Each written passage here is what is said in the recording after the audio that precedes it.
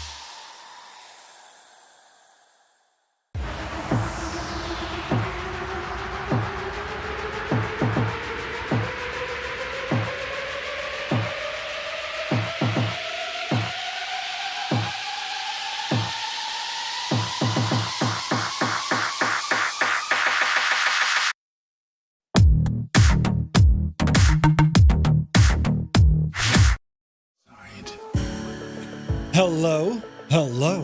Hey everybody, happy Monday. Welcome to the start of another week. The last Monday of February. Jesus, moving along fast. And you join us here as we continue the Gallic Wars series. Tonight we're looking at part 9. What? We're 9 weeks into it. Who could have imagined? And I think Old Veteran was playing all sorts of sounds and stuff. You're very welcome in. How was your weekend? I got me Skoda back today. Ah, yes! You can't underestimate them. You know, simply clever. You know, and like, if you drive the amount of time I have to drive, I mean... Hello there. Hello there. The seating position, right? The perfect kind of supportive groove, if you know what I mean. Well, that takes time to form and, you know, be perfected. And, well, I got to drive the Skoda home today. Many things were fixed. Many things fell out of the wallet, but it's working and it's grand. It's amazing what 4 new tyres can actually do, considering the sound I used to get whilst driving and the bit of a vibration in the wheel. I almost drove me tyres square. That's a thing. You put high mileage on them, they just kind of level out, right? But Can I get a refund? No, there's no refund. All is grand, all is grand. So tonight, friends, well, we follow on the narrative of our Gallic Wars series. In part 8, just last week, well, we had a look at Caesar invading England, his initial expedition into Britain, in which he did it twice, showcasing the strategic endeavours and the formidable resistance that he faced. Well, he managed to kind of get away with it. Despite achieving nominal success and claiming victory, the campaigns didn't really result in any direct control of Britain, but it did lay the groundwork for future Roman invasions. Not to mention, it made him like a larger-than-life hero back in Rome. Tonight, as we transition from the British Isles back to the heart of Gaul, Part 9 focuses on a defining moment in Roman and Gallic history, the Siege of Alesia. This episode looks at one of Julius Caesar's most celebrated and critical military engagements, highlighting the end of significant Gallic resistance against Roman expansion. Tonight we're going to be departing out of London's Luton Airport, Echo Golf Whiskey, right, we'll get there, and we're going to ramble over to Beauvais in Paris. Beavis. No, it's Beauvais. It says Beavis. It's Beauvais. Lima Foxtrot Oscar Bravo.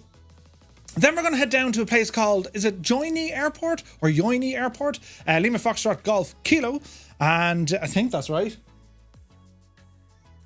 That's right. Until finally we get to our custom POI. This one created by the man, myth and legend himself, Jeppesen 2001. It's a handcrafted point of interest of the statue that was dedicated to Vercingetorix himself. And there's a GPS coordinate, but also the flight plan is now available over on our Discord. If you want to grab it, it's free. And, well, a massive thank you to Jeppesen for creating it for this event.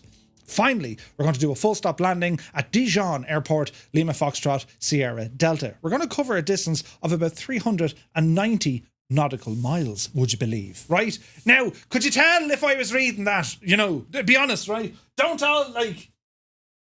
right, don't all jump at the screen now and say, Murphy, what was that all about? I mean, what were you... Was it that obvious? I'll never make a newscast or so, right? I thought it... But listen, I didn't stutter and even try to keep eye contact and throw in the old... I'll be Gara be gone. Right, you know. Anyway, we have a long flight ahead of us now tonight and we're taking on the iconic... Ron Burgundy. We're taking on the iconic DC-6, and we're going to get this thing into action here now in a moment. But I would like to welcome you all in. And as I said, I hope you had a fantastic weekend. And this will be a week. We're going to be flying the DA-42 a little bit later this week on Friday night. And that just got an update today. They've fixed a couple of things under the hood. Do you know? So where's my buttons here now? So we'll ramble into the chat and we'll say hello. We're live on Twitch and YouTube, so a massive hello to everyone. Let me see. TJ Turner is here. It's good to see you. There's stuff happening. Black Eyes Gabe. Welcome in, Gabe. Up the Roman Empire. Who about that? Shy Lucy Meow is here. Welcome aboard. Now, Fierce Wolf. We're looking fierce and wolfy. Happy Monday. Super Typhon is here. Good day. Rambog Mord, the man who defines the word genius. Very welcome aboard. Great to see you, man. Viper Strike is here. He says, good afternoon. Just made it to the Cabo San Lucas for a dolphin encounter.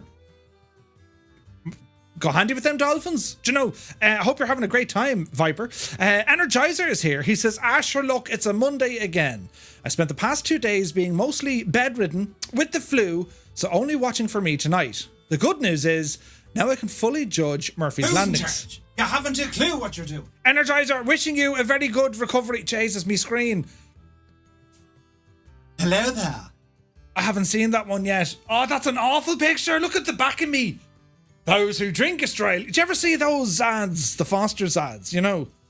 Shows a picture of your one, and then she goes out building the wall. It make no sense at all. Stick Figure, good to see you. The Blaze is in the house. Happy Monday to you. Night Zepp is here. Very good evening. Willow, how much? Welcome aboard, man. Good to see you. WM Flight Sim, welcome in. Vacuum is in the house. Dougal McTavish, the chairman. You're very welcome aboard, Dougal. How are things, man? Spitfire RAF 100 has rambled in. Great to see you. 6 Knots is here. Kieran.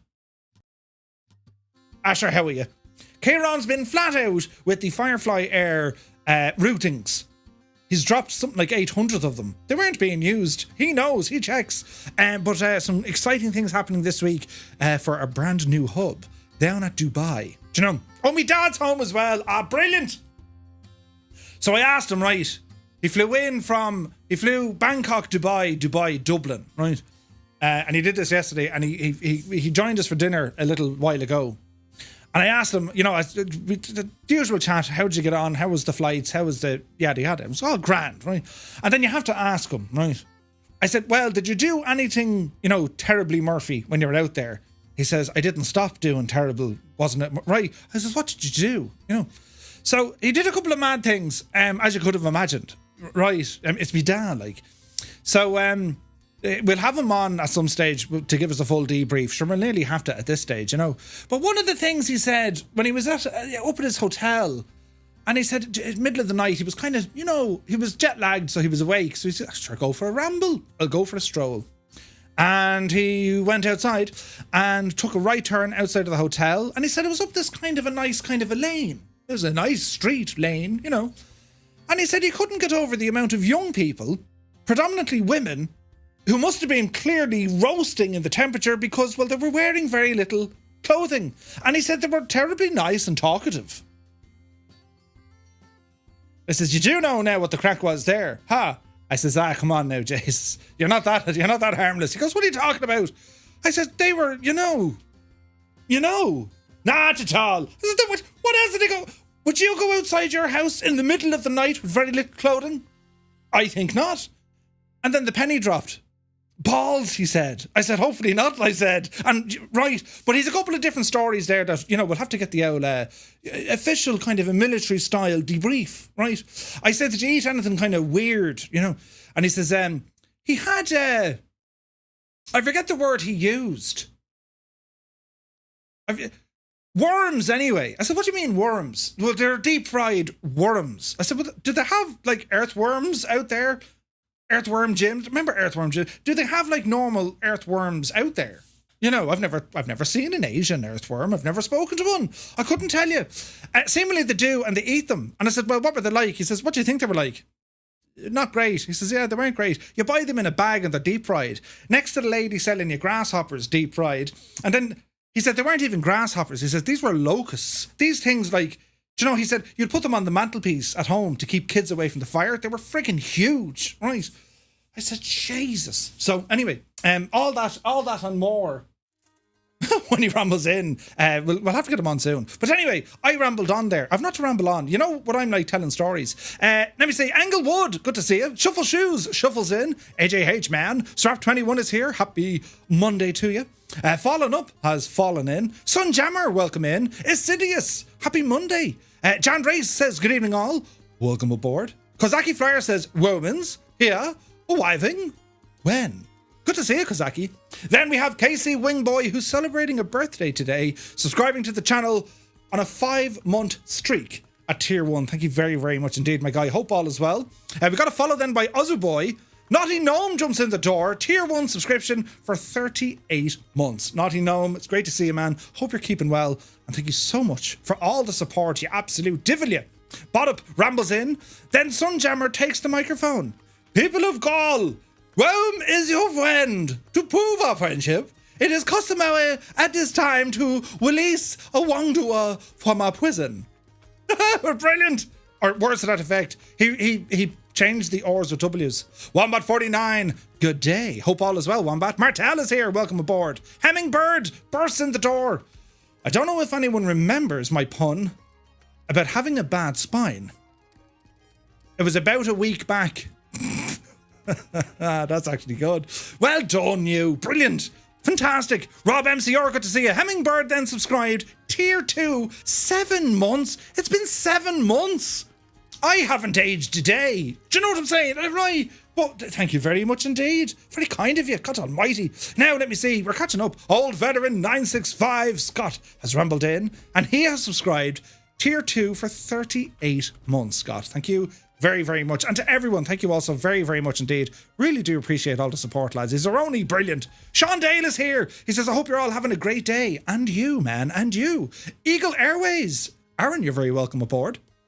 Now we're catching up. Captain Sickbag, he says, how's it going, Murph and everyone? Sure, looking well. How's she cutting? ZG Walker, welcome aboard. Zythy is here. Canoehead 2. Happy last Monday of February. Indeed, indeed. Casey Wingboy, thank you for the bits. 200 bits thrown into the chat like they were confetti. Do you know? Renoir, welcome aboard. Balut is here. It's like the old band is back together. Eamon 1973 reports from our correspondent. The good news is I've got over my man flu.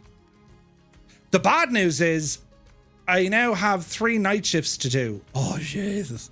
You poor old devil, Eamon. Hang on in there. Now, where are we at? We're over here, look. Hayden, UK. Good to see you. Welcome aboard. Now, not them Romans again. The Romans, right? Now, let me see. What about the rugby? What about that rugby? Come on, Ireland. It wasn't a great victory. Well, it was a victory. Wasn't a great game. The old Irish kind of showing off a bit of, no discipline in the ranks. And did you see the rugby yesterday? The French hosted the Italians, and it went right down to the last kick of the game. Oh, I won't spoil it, I won't spoil it, but if you saw it, you'd be like, Jesus. Right, it was good old rugby on the weekend, though. Jamie Paradox, it's good to see you. I'm in a glass case of emotion. They were in a total glass case of emotion. Like a grass case, you know what I mean? Now, to our friends on YouTube, who's here? Monty, you're very welcome in. Our Marchie, welcome aboard. Randy Godwin is here with us as well. Hey, Randy. Gary Duggan, good to see you. Iron Knob Airways, you're very welcome aboard, my guy. Hope all is well. Who else do we have here on YouTube, lads? We have people from YouTube. Let me see now. I'll catch up. I still didn't put it all on the one screen because I'm an idiot. But, where are we at now? There's a few people here now. Bull Bandit, good to see you. Yeah, I think we're good. Keith B, we're good. I need to move I need to move my screens around. It's terribly embarrassing. But anyway, where are we now? We're over here. Jamie Paradox, yes, it is good to see you. Now, let me see. Old Veteran says, trying to get to a level 2 hype train. You devil. Thank you very much indeed. Drained the bank account but paying nothing and didn't move the train needle. Plans gone. Look at this big Egypt. It's grand. Don't worry about it at all. Scorpio 49 is here. Good evening, Murph and all in chat. Here we go again, following in the footsteps of the Romans. Yes, it is. Now, C. Murphy is now publicly admitting Skodas go wrong. No, I'm not. I'm saying Skodas need a bit of love and attention. Do you know? Use an Xbox controller to drive. You'd be much faster then. Right? Racing. Yes, I do racing. Dragon617, welcome in. MDA 009. Hello. Good to see you, man. How are things? Now, let me see. We're catching up. Galaxy Man, welcome in. So who remembers the Lorraine Chase Campari advert about Luton Airport? Was there such a thing? Muttley has subscribed for 10 months. 10 months, Muttley. Cheers, Murph. It's great to see you, Muttley. Welcome in, and thank you very, very much indeed. Jefferson 2001 has rambled in. Welcome in. Gibbo's in the house. Asher, how are you, Gibbo? Displaying Liverpool Football Club, the history lesson I'm no doubt we'll hear about. In 1977... Actually, Gibbo, here's one now, and you can't Google it. Who was Liverpool's goalkeeper in 1977? Oh! You'd have to think about that one. And then... Who was their goalkeeper? No, Bruce... It wasn't it Bruce? Grobbelaar? Bruce Grobbelaar. Balls, what's his name? Bruce, he did all the mad dancing that Jersey Dudek did a few years later. See, I know a little bit of me stuff. Right? Anyway, where are we at? We're over here. Eamon says, when Murph gets rid of his Skoda and buys a Tesla, we will finally admit that Gibbo was right all along. Not going to happen. No, forget it, lads. Not going to happen. Now, where are we at? I met a dolphin the other day. We just clicked. Jeez. Now, well, we know that Gibbo isn't going to be hanging around tonight, but he's just there. He's just there straight away before he even said anything. I'll just leave this here, he says. Now, Galaxy Man says, Murph, I think you should take a crack at competing in the next national e-stall competition. Are you mad? Gone in 60 seconds? They've done studies, 60% of the time it works. It works. Every time. Every time. Jamie Paradox says, I'm taking the Vulcan. Oh, nice. Paparazzi is here. Good to see you. Hope all is well. The work lurking. Patrick47. Hashtag how are you, Patrick? Happy Monday to you. Kate Thanks Bye is here. Welcome in. Muse fan. How are yous? Yous mad ages.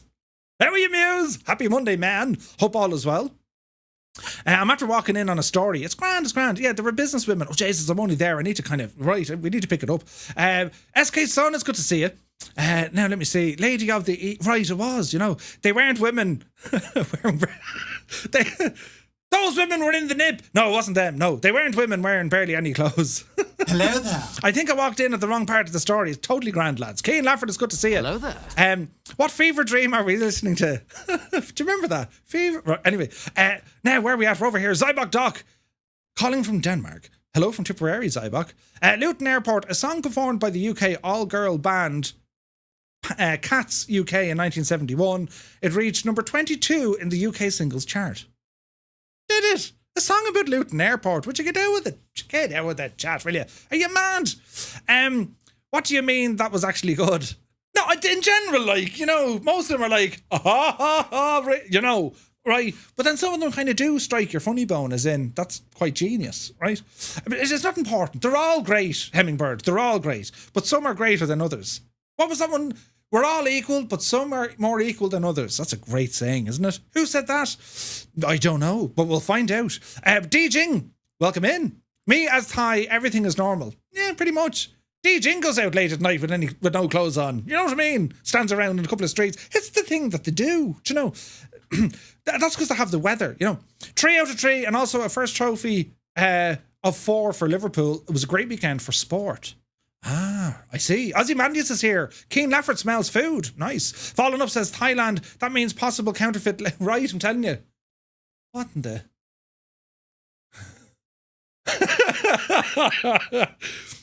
You see, I've a great bunch of mods and lads. They're very kind. They're very nice, and they don't do silly things to throw me off me train of thought at all. But if you were to see the gift that was just sent by Gibbo, he's a legend. QC Frank, good to see you. Have I tried Helldivers? I haven't. My subscription alert didn't show, says Hayden. I don't believe you, Hayden. Jesus. Was it an anniversary, though, or was it just an update? It'll probably show the next day. But Hayden, thank you very, very much indeed, man. We need to do something for Hayden. Get something up on the screen or something quick. Somebody do something. Gaseous Maximus is in the chat. Welcome aboard. It's so easy to derail his train of thought. It really isn't. Well, it is. It's too easy. Murphy, look, just flying chickens. Huh? Anyway, Skodas always go right to the tip. Wait, what? Ray Clements. Look at that. Muse and Gibbo both in there at the same time. Jesus. They're very good. I didn't doubt them for a minute. Beamy Noble Drew. Good to see you, man. I hope you're keeping well. You're very welcome in. Now, let me see. ITH, good to see you. Oh, behave. Cy120, happy Monday. Now, you should learn to talk like an auctioneer so you can get through the chat faster. I could, but then you wouldn't be able to understand me. And there are people, wait till you hear this. They're probably watching right now, but there's people who actually give out about my voice. When I'm making a video, I speak very calmly. It's quite, you can understand it better. It's linear. I don't have to react. I just do what I usually do. However, in a live environment, sure, I might as well be in the pub. And the next thing we saw was your man dribbling. Right, so yeah, I have to kind of slow it down so people can understand me. I'm an Irishman. I've lots of things to say. There's not enough time in the world for me to say it. So I have to speak clearer and quietly. Well, not quietly, but we get the idea. Anyway, I've even ran out of music. I'm talking so much, and I said this is a long flight. Murph, have you seen the specs of Muse Fans' PC? Yes. Hopefully it improves his driving. What? Who said that? Come on. What? Right, but it will. That was an Animal Farm line. Animal Farm. Don't think I ever watched that. Where are we at now? Is the PMDG DC-6 installed? Oh no, WM Flight Sim has it installed, but there are a few in the sim but not displaying. It's because of the livery. If you don't have the correct livery installed, they mightn't appear. So the livery I'm using, and probably a few others, that's the Firefly Air livery, created by Cyrus T, and that could be the issue. Do you know? Now, soaring AJH, man, you're very welcome aboard. Now, where are we at? We're over here. I'm on live weather. It's actually quite nice. Do you know what I mean? Hayden, 100 bits to him, he says. Thank you very, very much indeed, man. Now, where are we at? We're over here, look. She's what? Oh, yeah, you're messing with my screen again. I can't leave you alone for 5 minutes. Your voice is grand. Pity about your face. Oh, you bastard. Oh, jeez. There's words in there somewhere just for you. Your voice is grand. Pity about your face. I have a face for radio, you know. A voice like Irish molasses. Very well rendered. Yes, thank you. You see, I can do the whole BJney then, do you know? But yes. Right, where are we at now? Animal Farm is pretty much Stalin's USSR in animal form. Wait, what? Jesus. Murph has his own custom livery. I do.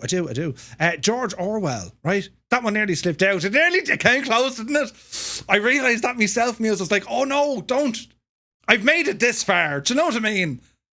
And again, being Irish, like, I have choice words. I have an arsenal of vocabulary that right, but there's no need to. No, we try and to keep it that nice environment, you know. We don't need to be like sailors here. But now, a voice that only the deaf could enjoy. Jesus, old veteran. God almighty. That was rough, wasn't it? I live in Luton. See you at the airport for a coffee. Put on the kettle. Right, so we're going to go flying now. Because you're all, well, you're not all, but just some of you are, you know, taking the Dennis Hickey. And, brilliant. You wouldn't change it for a second. What did you do all day? I went to work. Oh, yeah, I got abused by staff. All right. What did you do that evening? I came home and I did a live stream. Yeah, I got abused by me chat. Brilliant. Do you know, predict 12 hours. That's not that bad, is it? Well, maybe it is. Did I get anything? Oh, yeah, hang on. No, I'm not going for that. I'm going for my clipboard. That lives below the clipboard, but that's not important. What is important, lads? What is important now? Because we're going to be starting this soon, right? And if you have access to it, well, start printing them off at a rate of knots. Them fellas. If you have them, if you have access to them, start printing them off. You're going to need them, right? You're going to need them. It is the checklist. There's an update coming out soon. If you already have them, I recommend you start printing them because you're going to need them when we're doing our IFR stuff, which is coming along quite nicely. The ATC, air traffic control, right? So anyone who's struggling, or if you are struggling with particular aircraft or indeed about flying IFR, if you're stuck, start letting us know in Discord, and I'm sure there's going to be flights. I know Ali's doing the airliner stuff, but if anyone's stuck and they just want to hang out and do a bit of airliner flying, well, let us know and we'll see what we can do prior to the course, you see? But yes, right, I have one sitting here in front of me desk. Man yourself. Hey, Burstix is here. Love your work, man. You're very welcome aboard. Now, where are we at? We're over here. In March. Yes, in March. Ever heard of an actor called Baz Ashmaway?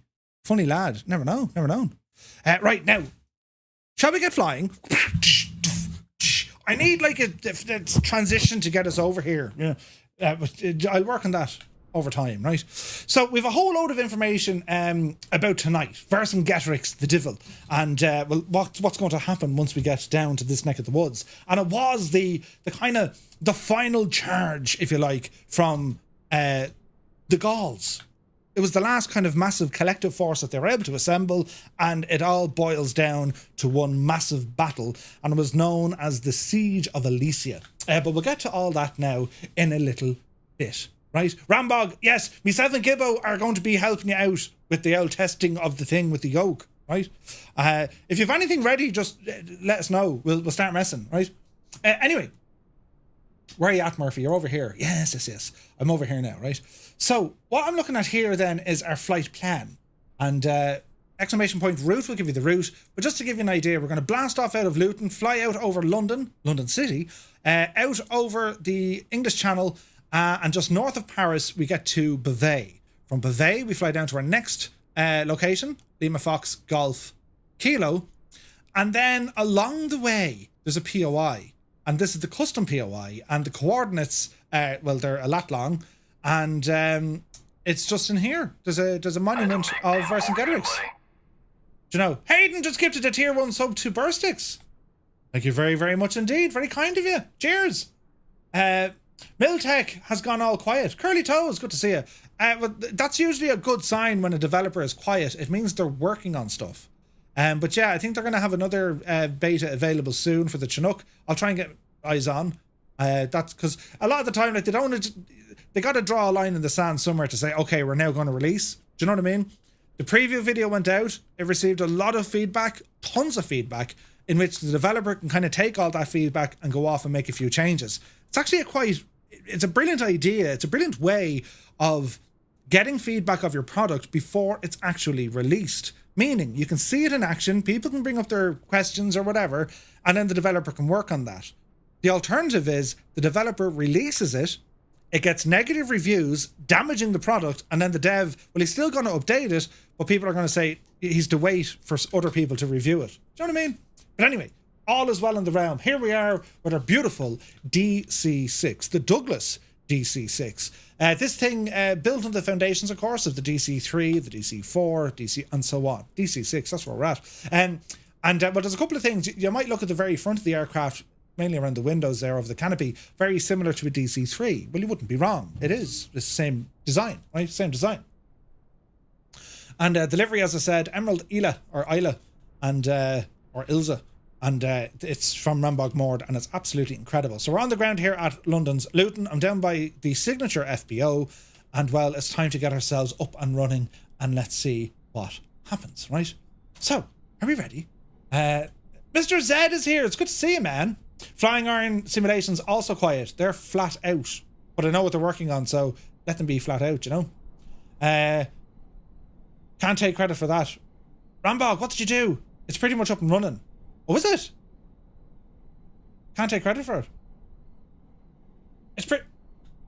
Rambog, just, yeah, give us a shout on the thing. We'll catch up tomorrow, I'd say. Defo tomorrow.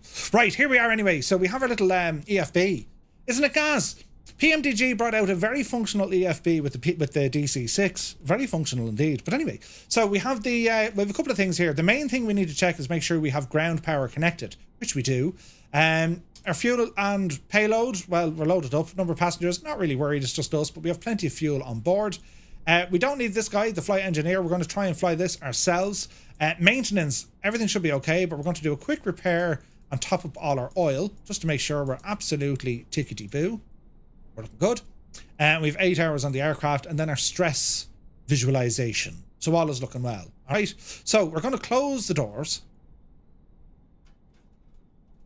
We can remove the engine oil pans and the wheel chocks. We'll go ahead and get the cabin stairs in. Let's have a quick look, make sure they're all moving, which they are. And we'll get the front cabin exit closed. There she be. What a beautiful airplane this is. Isn't it stunning? Isn't it just stunning? Right, okay, so that's looking good. Up Dude, to the overhead. I have, Ted. I've been drinking like a mad idiot. Up to the overhead. And because we're on the external power, we're going to flick this onto ground power and then battery on. So with power coming onto the aircraft, we can see things moving. No smoking, the seatbelt lights on, entrance lights on, the junction box, turn on the lights, position, leave it alone, beacon, turn it on, wing lights, we don't need them this time of the day. We do have some interior lights, so we can go ahead playing with this. There's a ton of custom lighting features on this aircraft. They've really done a great job. The DC-6 is one of my favourites. It's just stunning. It's such a beautiful, beautiful aircraft to fly. And I have to say, so far, no major bugs. It's really behaving itself. So, a couple of things before we get going. So, the engine startup procedure. A couple of things we need to do before we get going, right? So, we'll come down here and we have a control lock. We're going to release the control lock. If you notice, you won't be able to move your controls. So, we'll get that out of the equation. We now have our control lock. Throttle can move here as well. We're going to bring our prop lever full forward. And we're going to open our fuel tanks. 1, 2, 3, and 4. They're all looking good. We're going to open the mixture on our number 3 engine. That's going to be the first one we're starting. Have a quick look down here, make sure our hydraulics are turned on, which they are. Carburetor heat, don't need that for the moment. Now moving up here, we're going to open up our cowl flaps on all engines. And you can visually see these out the window, or indeed if you go external, you'll see those cowl flaps start opening up. You can see them moving there now. Beautiful. It's windy as a devil here today. Right, so we're going to go with a couple of things. Inverters 1 and 2, turn them on. Engine selector number 3. Our booster pumps are number 3. Go on and put it into low. And then we're going to open up our mags. So we're going to go right, left, both on engine number 3. and then we're going to go for a start on engine number 3. So to do this, we've selected engine number 3, we have our mixture ready to go, and we're going to go for a start. So we're going to flick on the start. 3, I can never remember, is it prime or boost? 6, I think it's prime and boost. 9, And a boost. 12. Proper spinning. That sounds like a good start, lads. Let's monitor the RPM. We want to increase this devil up to around 1,000. You have to be slow doing this. Prime on 9, boost on 12. Thanks, Muse. So it takes a while for the engine to stabilize. Then, you know, the oil has to get warm. And then the RPM will start doing its thing, right? So number 3 is coming up nicely. And we're just trying to hold it here at about 1,000, roughly there. Alright. Now the glare shield, that's hopping around the place, but the engine is running. That's exactly what we wanted to see. So we're going to open up number 4, back up to our overhead. We're going to turn on the number 3 generator, and we're going to turn off the fuel pump. Now we kind of just repeat the process. So engine selector 4, booster pumps on number 4, open the mags to both, and we're going to start.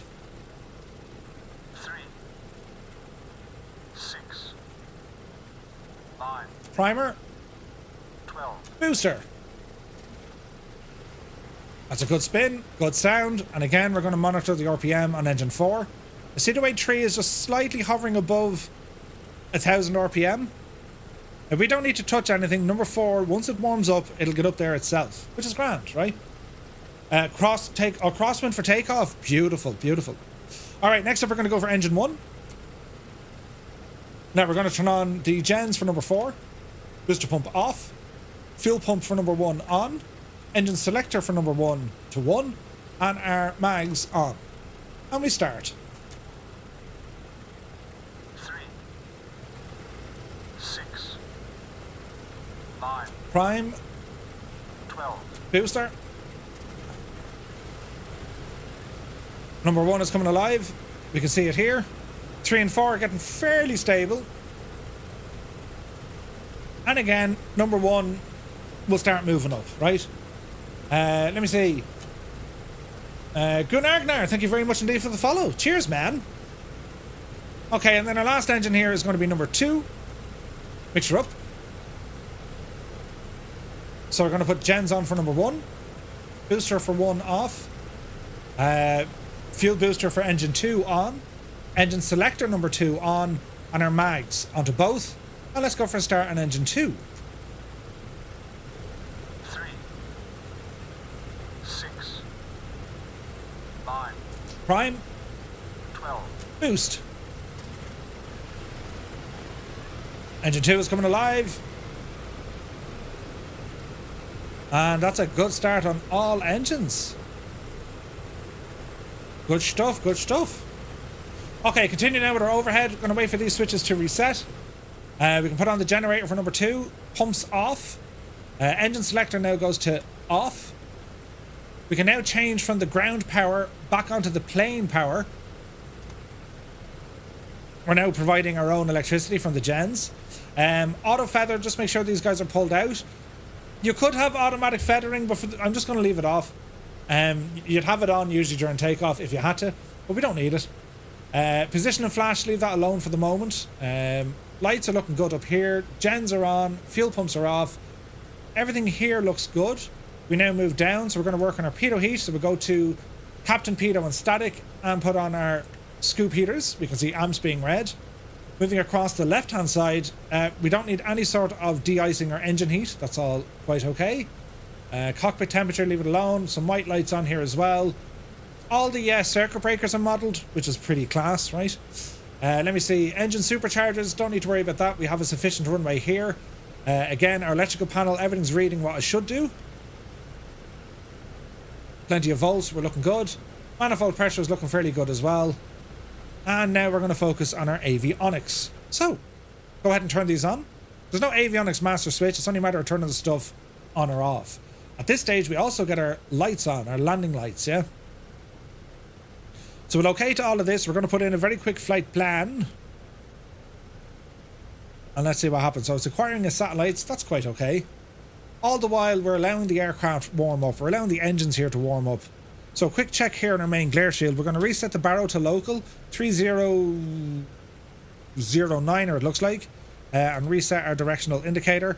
Our directional gyro, leave it on gyro heading. We have a NDB over here.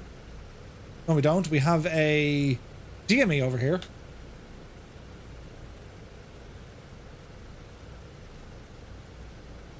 Top 42, good to see you. I always thought the last time the Gaul was from a tribe in the north led by Chief Vitalis. Vital statistics. I couldn't tell you. I do know though, like Vercingetorix, that was the last time any sizable force had anything to do with the Romans.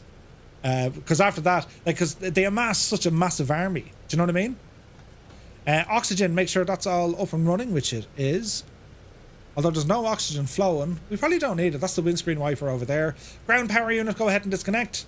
Engine stress, let's have a look. Oil temperature a little bit low. Carb temperature is low.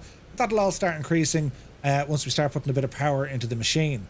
What else? Flaps are going to set for 20. There's 20. And everything else is looking good. Lock the mixture into place. We don't want that to move. Autopilot, leave it all off for the moment. Engine controls are where they need to be. What else do we do? We're not worried about cross or transfers. We do have a transponder. We'll stick that on there now. And I think we're good, lads. I think we're good. So we're going to start moving, right? So, time of day, good question. 1544 local, 1544. So as we edge forward here, look at this beautiful machine, lads. Isn't it only gorgeous? So we want to make sure we can actually get around this corner here. It's a little bit tight with that that vehicle, but we should be okay. Now, looking at the airport, and according to the winds, it's going to be runway 7, but no matter what way we do it, we have a crosswind, 11 knots, right? No matter what way we do it. So we're going to go with runway 7, so that's going to be taxi forward, turning right on Alpha. Nothing's working, so I'm going to get the plane that loads. I see. Very good, Tug, very good. Wonder how many people will forget the control lock. Of which Dougal never has forgotten about the control lock. This plane, it's one of the best. It's one of the best. Like, it's a classic airliner, but there's so much going on in terms of systems. Engine management is an absolute thing on this plane. You really got to look after it. It's complex. I'm cheating because I've thrown in a GPS. You know, you can have that on or off if you wish.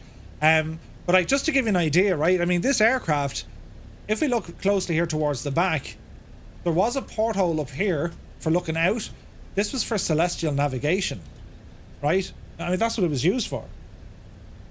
Muse has no nose wheel steering. I don't believe you. What plane are you in, Muse? Alright, easy. Watch your speed here. You don't remember having to do nose wheel steering on this. There's a column over here to your left, but it should be automatically on, Muse. Is your control locks off? Or hit this little red fella down there, look.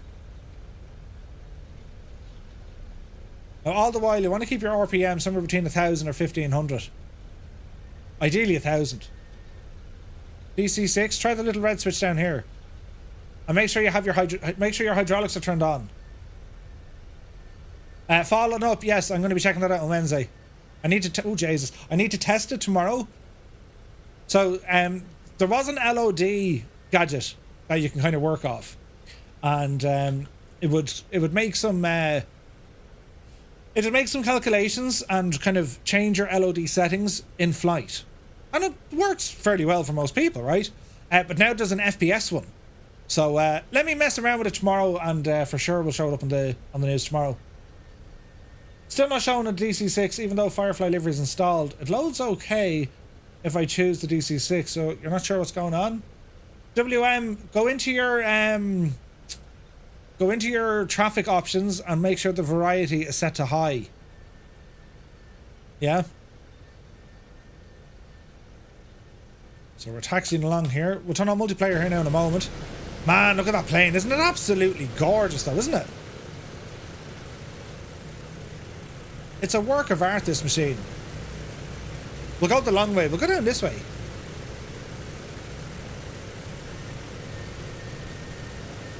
Oh, just a beautiful airplane.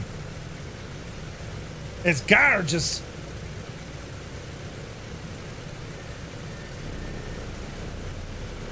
Like, the details even on the engines, like, they rattle and shake and vibrate. It's a beautiful, beautiful plane, this. Okay, we're coming up to the active. Lights are on, flaps are set. Autopilot can be a little bit tricky in this. Well, it's a gyro pilot. It's not your traditional autopilot. But we'll see how we get on, right?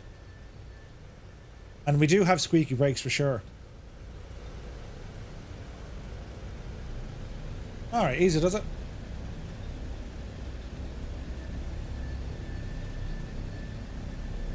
Now I'm just going to get myself on the active.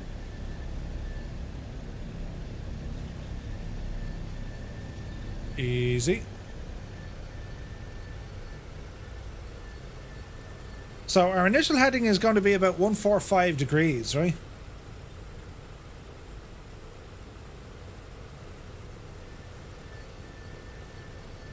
Okay, we're going to sit out here on the runway for the moment.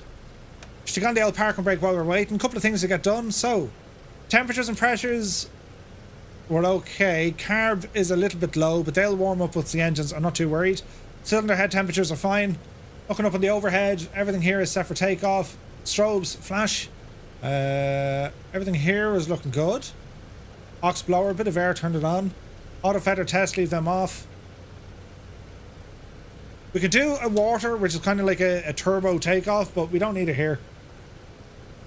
My sim brief said 25, so I'll meet you somewhere in the middle. Sweet. Actually, we can do that into our GPS, just to make life easier. So we'll do a direct 2, and it's going to be... What's our first waypoint? Beauvais. So it's going to be Lima, Fox, Oscar, Bravo, France Teal Beauvais, enter, enter. GPS on our course deviation indicator. Keep that locked. And we're looking good. Right, parking brake off. Hold the toe brakes. We're going to accelerate our power up to 30 inches of manifold pressure.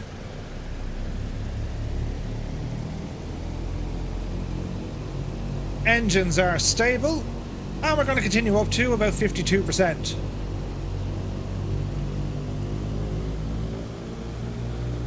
.55 will do. Off the brakes. And we're rolling. You're up the yard. Such a good airplane, this thing. Airspeed alive, 40 knots. Keep some pressure pushed down on the nose.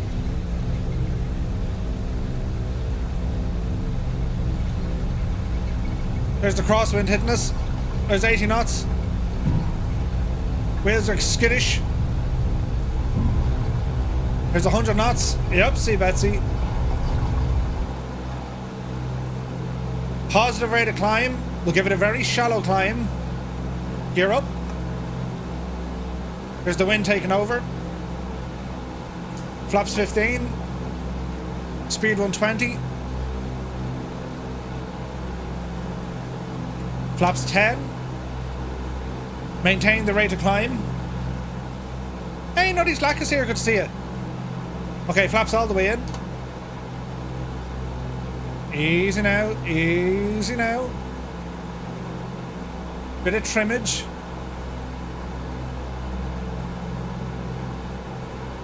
Okay, speed is looking a bit better. About 150. Auto cowl flaps, put them into climb.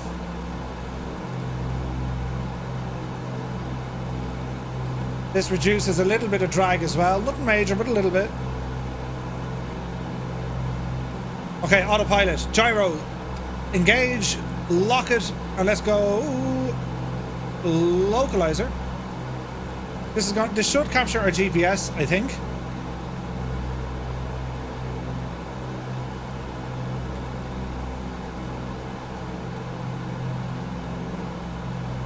Huh. If all else fails, hello, Flo. There we go. It's an absolute beauty. Yeah, it's beautiful, man. Concentration of pilots in those days versus now, lads, it's unbelievable, isn't it? Like, it's unbelievable. Okay, we're climbing nicely here. We're coming to about 3,000 feet. 5,000 is all I'm going to go for. So we'll go, let me see, flight level 495. That's 500, is it not? Let's see what this does. That doesn't seem right. Flight level 57? 6? That just doesn't seem right at all, does it? Hang on. What's our current altitude?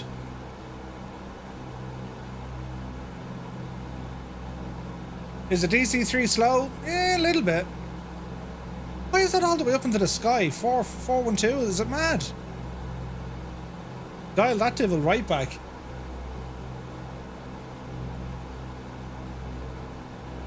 That's something new. Yeah, 05, that's what it should be. That's miles off. All the way back here now, you. Come on, Jemima. There we go. 5,000 feet, please. Vertical speed, we're climbing at around 1,300. That'll do her. And we continue to climb at this heading. We can retract our landing lights. Again, get rid of some of the drag. Now let's look at our power settings. Carb temperature is still quite low. Right, let's make this a little bit better. Manifold pressure bring it up. RPMs bring them down to about 250 or 25. Monitor our speed as we're doing this. Speed is coming up a nice bit. She's fighting with, well, there's 5,000 feet, so we should be okay. So far, so good. Carb temperature is too low. Bring these guys up a smidgen.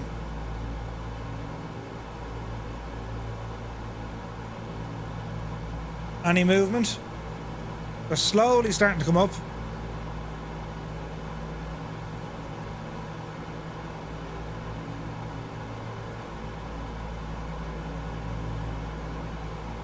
Alright, here they are. Okay, they're a little bit too high. Well, no, they're not. They're okay. They're slowly coming into the green there now.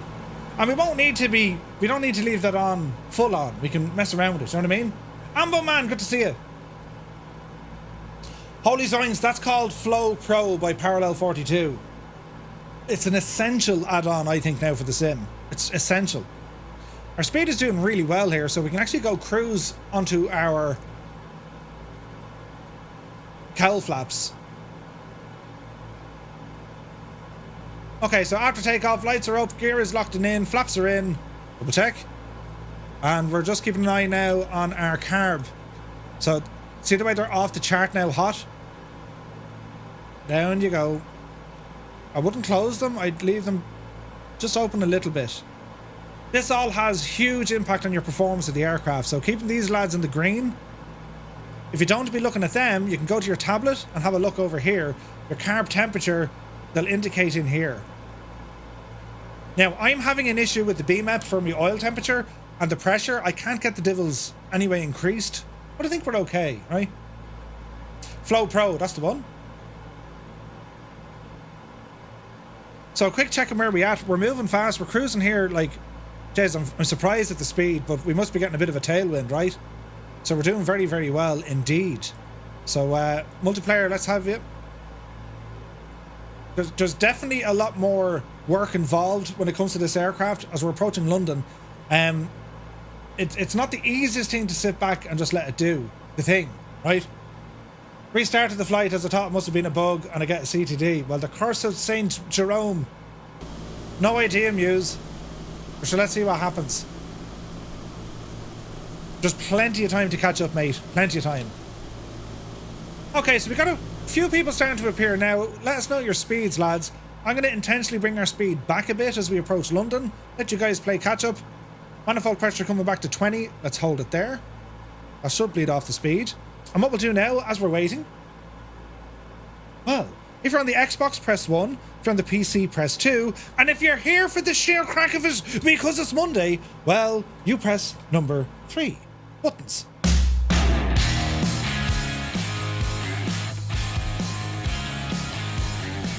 Hello, Fireflies. Welcome to the Flying Circus. We live stream every Monday, Wednesday, and Friday, 2000 Zulu time, right here.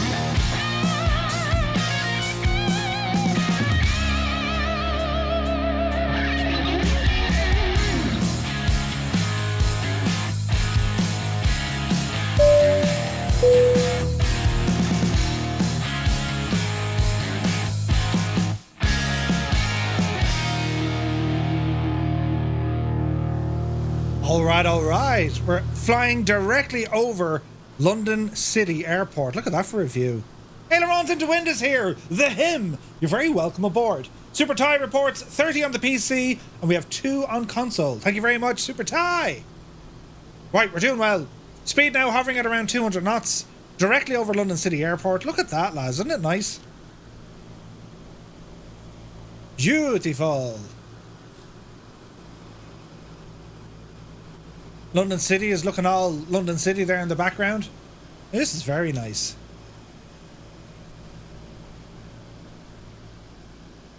Look at that. That's beautiful, isn't it? And we're on live weather. It's incredibly beautiful. There's a lot of cloud in the distance, but at the moment, lads, we're absolutely laughing. We're laughing. But the wind is absolutely kicking the dent. Like, look at that. We're crabbing completely, look. That ain't no straight line. Isn't it pretty?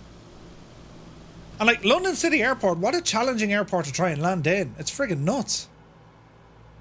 Okay, increase our manifold pressure back up to 40. Should get us up to about 220 or so. I'm above Wembley and seeing no one. I don't believe you. Multiplayer is not being fixed. Oh, what do you do? Ailerons, there's a new update out for the DA42. You should check it out. They've made a couple of nice little changes under the hood. Do you know? So let's have a quick look at where we're going. So we're following nav mode on our GPS, and we're heading straight over to Paris Beauvais. No, Beauvais. Beauvais, right? Beavis? It's not Beavis, it's Beauvais, right? So give ourselves a nice bit of a camera angle here. Turn down the audio a little bit, right? Because we have some, well, we have some notes. We have some notes. So, wait to hear this. So Caesar returned to Gaul, bracing himself for the cold embrace of winter. Right? So we're leaving England now. He's squared off some slaves and tribute, and he's made friends with some of the local tribes, and he said, right, we're off. As the Britons kind of look on and say, do take care, and come visit soon, perhaps. They didn't really mind. They were just happy to see the back of them. So Caesar rambled on. However, his heart was laden with sorrow, and his thoughts were clouded by dread upon receiving distressing news whilst in Britain. His beloved daughter, Julia, had tragically passed away during childbirth. This personal loss deeply impacted the usually stoic Caesar, not only on an emotional level, but also politically.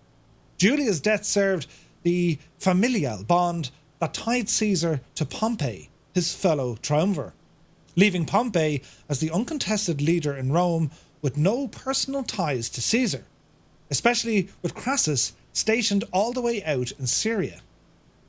However, Caesar's period of mourning and political contemplation, well, it got abruptly interrupted by alarming developments in the northeast of Gaul. A full legion, deceived by the gauze of hospitality from seemingly friendly locals, was led into an ambush and mercilessly massacred. What? This harrowing event was but a precursor to the further dire news that another of Caesar's encampments was under siege by the same treacherous faction, now bolstered by warriors from across the region, united in their desire to expel the Romans. You see, Caesar was away. He was up in Britain. And the local Gallic tribes were like, let's have it. Have at it. And when they saw the success and they absolutely slaughtered a full legion, well, hang on, we can beat these guys. So they all started forming up together.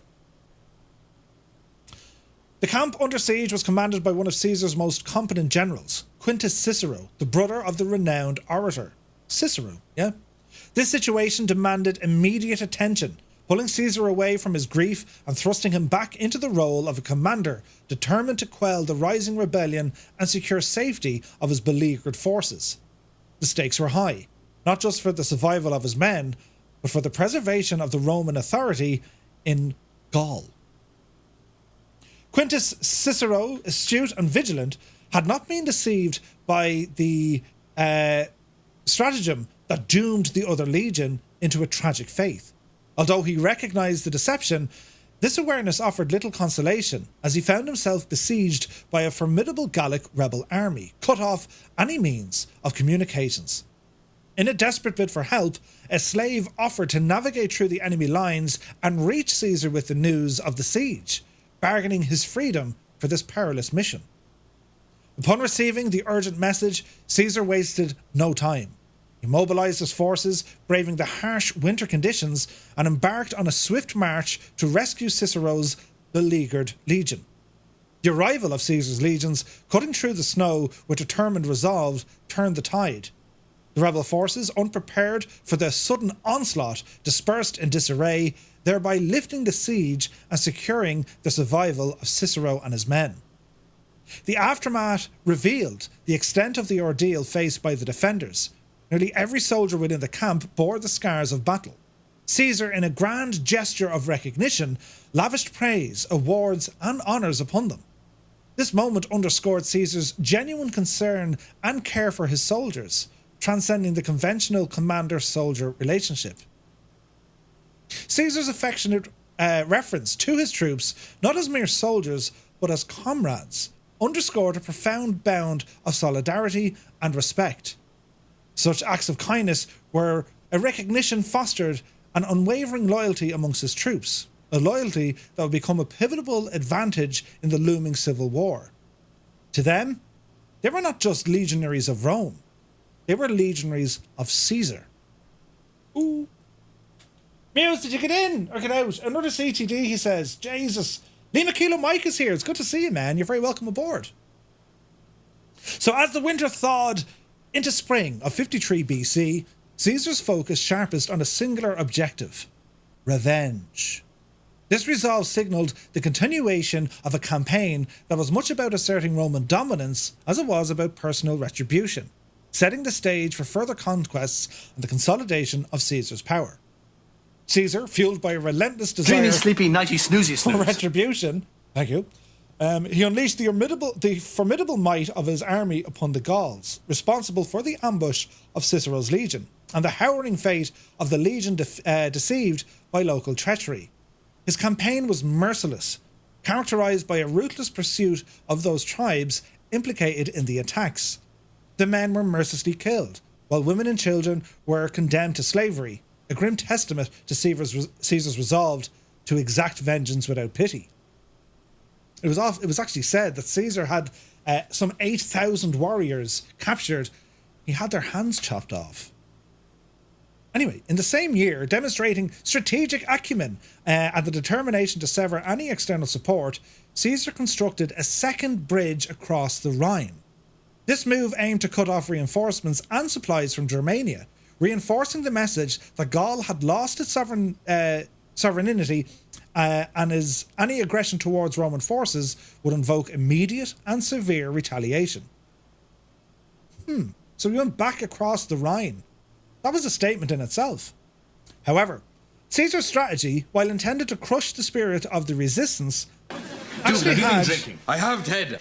I've been drinking like a mad idiot. It actually had the opposite effect, right? The ferocity with which he conducted his campaign served as a stark warning to the Gauls who still harboured the will to resist. It underscored a dire choice: rise in defiance or face the fate of obliteration. Much like their king or kin in the north, this brutal demonstration of power inadvertently rallied all the remaining free Gauls, uniting them in opposition against Roman dominance. Despite the initial galvanization of resistance, Caesar's campaign ultimately achieved its broader objective. The relentless military pressure and subsequent victories over the Gauls in the summer that followed left no room for further defiance. With the defeat of the last and independent Gaul, Caesar effectively extinguished all formal resistance, securing Roman control. The campaign, while marred by its brutality, did mark a pivotal moment in Roman conquest. So as Caesar stood on the brink of this monumental triumph, the political landscape back in Rome was rapidly deteriorating, and in an attempt to fortify his alliances within the Roman elite, Caesar proposed a new marriage between his grandniece Octavia, sister of the future Caesar Augustus, to Pompey.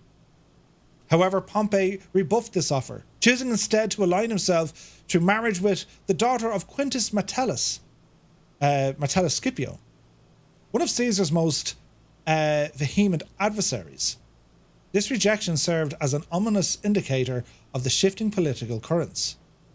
Further compounding Caesar's challenges was the loss of Marcus Crassus, his long-standing patron and a key figure in the triumvirate.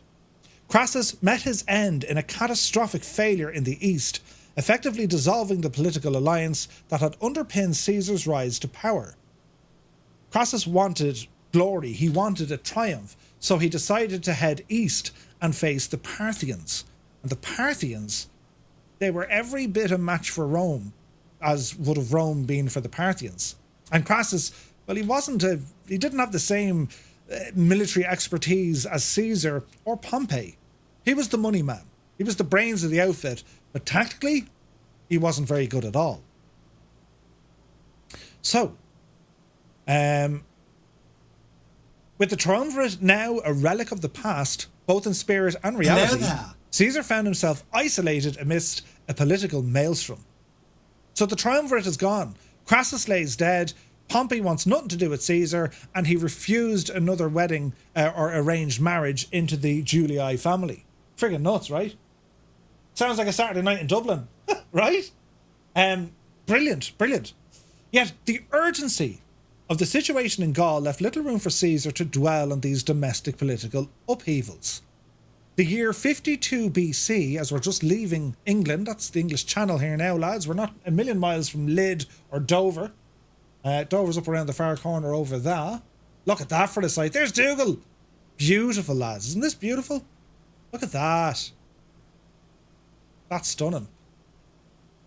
Anyway, the year 52 BC was poised to witness the culmination of the Gallic Wars, in what would be its most decisive confrontation. Amidst the backdrop of his faltering political fortunes in Rome, Caesar was set to lead his forces into the fray, determined to secure a final and conclusive victory over Gallic resistance. This looming battle represented not just the endgame of the Gallic Wars, but also a crucial juncture in Caesar's career, as he navigated the treacherous waters of Roman politics and military command. Since his arrival in Gaul 5 years ago, Caesar had skillfully exploited the divisions among the Gallic tribes, ensuring he never faced a unified opposition. He'd pick them off one by one. However, the tide began to turn as the Gauls, sensing an imminence of Roman domination, consolidated under the leadership of Vercingetorix. This charismatic chieftain emerged as the figurehead of Gallic resistance, orchestrating what would become the final chapter in the struggle for independence. Next, we're going to talk about Vercingetorix. Who was he? What did he look like? What did he have for breakfast? Stay tuned. So we'll move on to him here now in a second. Next up, we need to keep an eye on where we're flying and stuff. Do you know what I mean? Murphy, just move the page. I can't see the page. Right, I can see the page. Brilliant. QC Frank, I read somewhere Pompey was rather happy about his wife. It was giving him the reason to start the... Pompey was rather happy about his wife. It was giving him the reason to start the war with Caesar. Oh, yeah. So, episode 9 is focusing on the final push. Right? Halvor, thank you for the follow. This is the final push, lads. We've been with Caesar. We've travelled the ground he's travelled. We started off in Switzerland. We moved into France. We saw Belgium. We came back into France, over to Brittany, well, Normandy. Then we went into Britain. Now we're heading back the road again. And part 9, this focuses on the last push, the last quell of resistance, right? Next week, we return to Rome. And we're going to cover an awful lot of ground when we get on our way back to Rome because, well, so many things happened after this very event. Chain reaction after chain reaction. The stage is now set. The triumvirate is gone. Crassus is dead, and Pompey, no longer a friend, is a potential enemy to Caesar. And let's not forget, Caesar being made proconsul of Gaul kept him immune to prosecution that all his enemies, for which he had many in the Senate, were trying to bring him to charge. They call this illegal warfare, war crimes. Caesar did stuff that even shocked the Romans in terms of war crimes. I mean, let's put that into perspective, right? He went all the way. So, after this episode, next week, when we kind of bring the entire series to its complete finish, right, we have to cover an awful lot of ground. Because we will go from Caesar back to Rome, from there up until Augustus. There's a lot of ground to cover, but it's very, very interesting. Do you know? I meant the death of his wife. Sorry, QC Frank. Yes. 100% KC. Like, that's where you hear all these stories, right? You know, Alea Iacta S. The die has been cast, right? And the Ides of March, for example. The Ides of March were a date. They were the early part of March. It was in around the 15th. And it's fascinating. You know, we use a lot of these words today. You may not have heard of Alea Iacta Est, but you definitely would have heard of, we've crossed the Rubicon. The Rubicon, a very insignificant river, it's not particularly big. It's only about 50 miles. It got its name, Rubicon, that colour, red or brown, because of probably the materials that were in the water and the rock formation. Nothing came from the river. It wasn't great for fishing. You know, it was insignificant. However, it did mark the border of Rome, the original Roman Republic, and then after that, you had all the regions, Campania and Transalpine and Cisalpine Gaul, and you had all of those. The Rubicon held those areas, right? Before my birthday, the Ides of March, me arriving, and then St. Patrick's Day to the party. Awesome. Awesome, Scott. Awesome. But yeah, like the whole time frame here, it's fascinating. Really, really is. And here we are, right? So we're flying in a vintage aircraft, a DC-6. This thing came out just after World War II. It was being developed during the Second World War. But I think the DC-4 was definitely up there. But this neck of the woods we happen to find ourselves flying over right now. Well, anyone who's watching kind of Masters of the Air, or even an interest in the Second World War, this neck of the woods where we're flying, in particular after the Battle of Britain, was vital.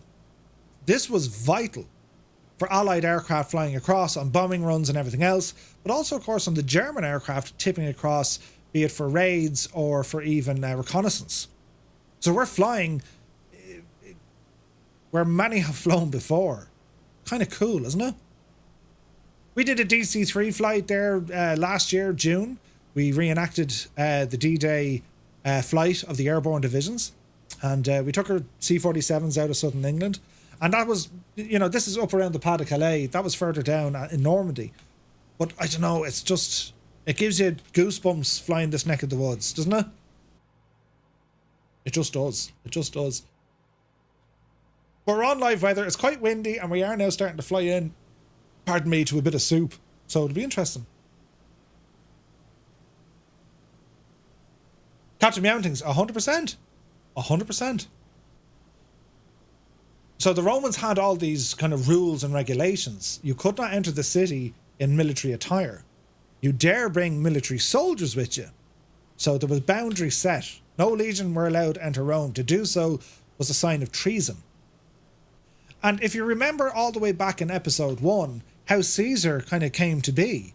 Well, at the time, Rome was in the throes of a bit of a civil war. You had Sulla and Marius. Sulla winning, right? So he became dictator of Rome. And Marius, who through marriage, Caesar was related to him, represented the plebs, the people, and Sulla was very much the aristocracy. Next up is going to give us 23 knots of a crosswind. Bring it on, I say. Bring it on. So yeah, the whole series, it might be slow moving in places, but it's from here on in. This is where the thing really starts to rev up. And it's kind of important to kind of see the start of the Gallic Wars, which we've done over the last 9 weeks. I mean, we've travelled to all the major locations. We've seen the major interactions with all the different Gallic tribes. We've learned about the Gauls and all the different tribes. How their economy worked, their religion, right? All this sort of stuff. And then the Britons. I mean, this was the edge of the known world. Caesar went there. Do you know what I mean? So on the way back, he wanted to come back and celebrate and sort out stuff in Rome. Then he gets news that his daughter has died, which was heartbreaking enough, but his daughter served as the political link that tied him and Pompey together. That was now broken. They're now rivals. And then Crassus, who possibly could have restored the order between the two, lies dead in Syria, taking on the Parthians.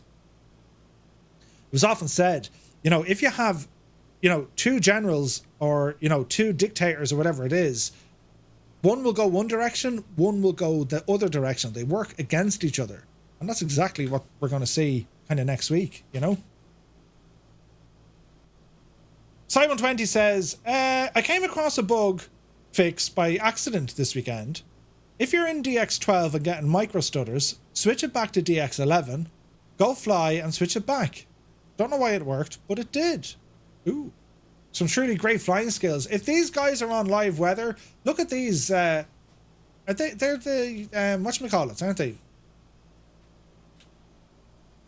The Raphaels. They are. We've Dragon, Renoir, and Wombat. Look at that, Dougal. Zaiti there in the C160. Lima Kilo Mike out in the MB339. Some beautiful flying here, lads. Flight Sergeant in the DC-6. Lead Ballooner, Vision Jet. Zybok in an F-18. QC Frank in a Tiger. Whack-A-Mo in the Tomcat. Lazy Davy in a Hawk. Beautiful. Coco Fennell in a 160. Rafa's in a Spitfire. Rambog in the Vision Jet up high. Kozaki all the way there in a P-51D Mustang. Beautiful. Sean Dale looks to be in a DC-6. Scorpio in a TBM. Beautiful. Bodup in an F-22. Fierce Wolf in a Vision Jet. There's a great... I love this though. Raphael. No, Raphael. You can say Raphael and then you sound normal. If you say Raphael, they're like, the Egypt doesn't know what he's talking about. Listen, we could call it that he's in the plane. The French plane, he's in the RAF. I said Raphael the first time and they said, no, Murph, it's not. Is it Raphael or Raphael? Renoir's French. He'll tell us. That does look awesome though, doesn't it? Look at that, lads. Uh-oh, Renoir jumped out. That didn't work. There's ice. Uh-oh. How are we getting on? Speed is looking good. 240 knots. We're just about to make landfall. Black Ice Gabe is in his Aurotsi. It's a Raphael. A Raphael? Right. From this day forth, it should be known as the Raphael. Later that day, Murphy learned other English. Right, so let me see. How are we getting for time? We're doing all right. We've section 2. Yeah, okay. We'll leave Vercingetorix for the moment. We'll jump onto him now in a bit. We'll continue on flying though, because it's nice up here, and the landing is definitely going to be a challenge because we have it's windy. It is absolutely windy. I was flying there at the weekend. I wasn't actually well this weekend. Yesterday was a complete write-off. In the air at last. Reloading the sim. Fix the nose wheel steering. Clearly a bug in the sim. Yeah. Forgot where the anti-ice is. Top left. For your de-icers. And then you have your pitot and scoop heaters. Just here. Then you have additional heating over here. So a couple of options, all in your kind of top left Google. Flying for fun, good evening. The sounds on the Raf Morale. Raf Morale. -5, forgot how to sort anti-ice. There we go, that'll sort it. But yeah, I wasn't well yesterday. I've been carrying a cold for a couple of days, and I think I broke the back of it yesterday because I did nothing. Right? But I did a bit of flying, and then I did a bit of sleeping. Then I did some more flying, and then I did some sleeping. But I checked out the Sukhoi 100, the Super 100. Hello there. And it was actually very, very good. Honey Cage UK, you're very welcome aboard. Thank you for the follow. Welcome in. So I flew that. It's basically an A320 on the inside. I mean, that's it. They've used the A320 cockpit, right? But it's quite good. And prepping up some other stuff for our for the IFR ATC stuff we're doing. So really looking forward to that. Okay, can we get some sort of a DME read? How far are we away from our stop? Okay, 45 miles out. 10 minutes. 10 minutes! So our first waypoint, Lima Fox Oscar Bravo. Second waypoint, Lima Fox Golf Kilo. Then we're going to be out overflying the statue, which is a custom POI, thanks to Jeppesen. And we'll be checking that one out now in a bit. Can I have people's predictions for the release of the F4 for DCS? I say week 3, March. Ooh, Sean, I couldn't tell you. That's a good guess, though. It's got to be close, right? I would like to think we're going to see the 777 in March as well. I can't wait for that 777 to come out.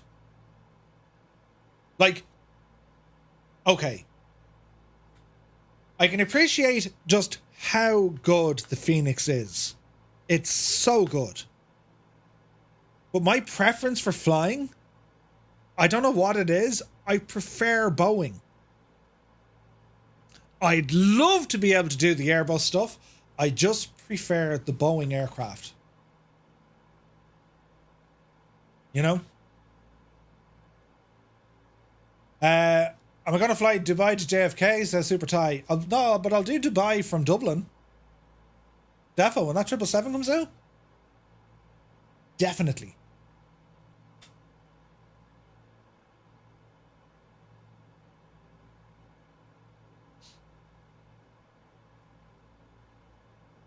What do you guys fly, though? Here's a question. 1 for Airbus, 2 for Boeing. Start the votes, please. 1 for Airbus, 2 for Boeing. We can no longer be friends. 1 for Airbus, 2 for Boeing. Yeah? Jesus, who's going to count it? Keen! Not Boeing, not going. If it's Boeing, I'm still not going. Brilliant. Whoa, there's a lot of Airbus in here, lads. Ah, the bus drivers. 1, 2, 3, 4, 5, 6, 7, 8, 9, 10. 10 for Boeing. Hey, Brett Plays. Did I arrive at a Boeing or Airbus moment? Correct. You win a prize. Welcome in, Brett. Hope you're well, mate. You fly them all? Airbus all the way. Really? Well, that was like 10 versus what? 1, 2, 3, 4, 5, 6, 7, 8, 9, 10, 11, 12, 13, 14, 15, 16, 17, 18, 19. It's almost twice the amount of people prefer Airbus. Why is that? What's wrong with Boeing?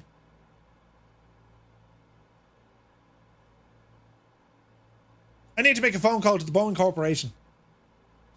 After all, my day job is driving a bus, says Gabe. Yeah, true. I prefer Skunkcraft. Boeing, if I had to pick. They are Crash Murph. Well, yes. That's very, very true, Dougal. Yes. Well, look at the state of the weather here as Murphy immediately changes the subject. But yeah, no, they do. But in terms of the 17 Airbus, 14 Boeing, says Super Tie. Jesus, that's closer than I thought.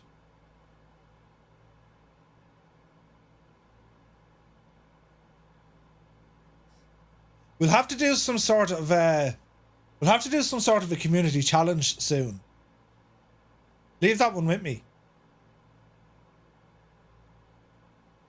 Uh-oh, Super Tie. Or not Super Tie. Sun Jammer got a kick in. Did he get a kick? Uh-oh. Rain in LFOB. Okay. It's not Boeing that's the problem in Sim. It's more PMDG. Airbus you can cruise for free. The A380 is a massive failure, as Scary Wolf says. In real life, my dad was on one actually. He flew in it. We don't see them over here. There's not enough people for them. My dad was saying though, like he flew Dubai, Bangkok and Dubai, Hanoi. Both were in A380s. We'll have to do a challenge. X amount of people flying the Airbus, X amount of people flying the 737s. There are many answers, Keith, yeah. Well, I think that'd be sweet though. Right, so basically what you're telling me is, Murphy, you need to fly a bit more Airbus. Yeah, right. The A380 is a majestic animal. It's massive. Yeah. The A320 Phoenix, yes, as a flight simulation add-on, incredible add-on, beautiful, and I'm really looking forward to the update. Now, what's a runway of choice here, lads, at Beauvais? Beauvais, LFOB. Hello, Nevergraph. So let's open up Beauvais and open the airport and runways. Runway 04. Ooh, that's a narrow one, so it won't be that. Runway 12. No. Runway 30, it looks like, lads. Runway 30.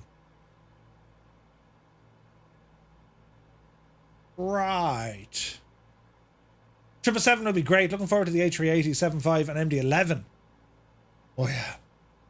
The MD-11, oh, Jesus, look at the weather. I really want the MD-11. Eamon, listen, right? The Irish invented all of these long before the other companies did. Like, I do like the Airbus. I mean, like, when you look at the Airbus, all the Airbus series of aircraft, when you look at them very, very closely, a lot of the technology from them, well, it came from, like, would you believe it? It came from Concorde, right? A lot of it did, and that's kind of cool because, well, Concorde took a lot of its stuff from other aircraft, so there's a great line of kind of evolution between aircraft. But then you look at Boeing and you look at some of the masterpieces they've knocked out. You know what I mean? Look at the state of this. Right, I'm thinking we're going to need to drop some altitude here shortly. We're currently at 5. I reckon those clouds are at about 3. What's the wedge? Automated information. Wind 020, 23 knots. Holy crap. Overcast at 1,500 feet. So we got to get under 1,500 feet. It is raining, or A means raining.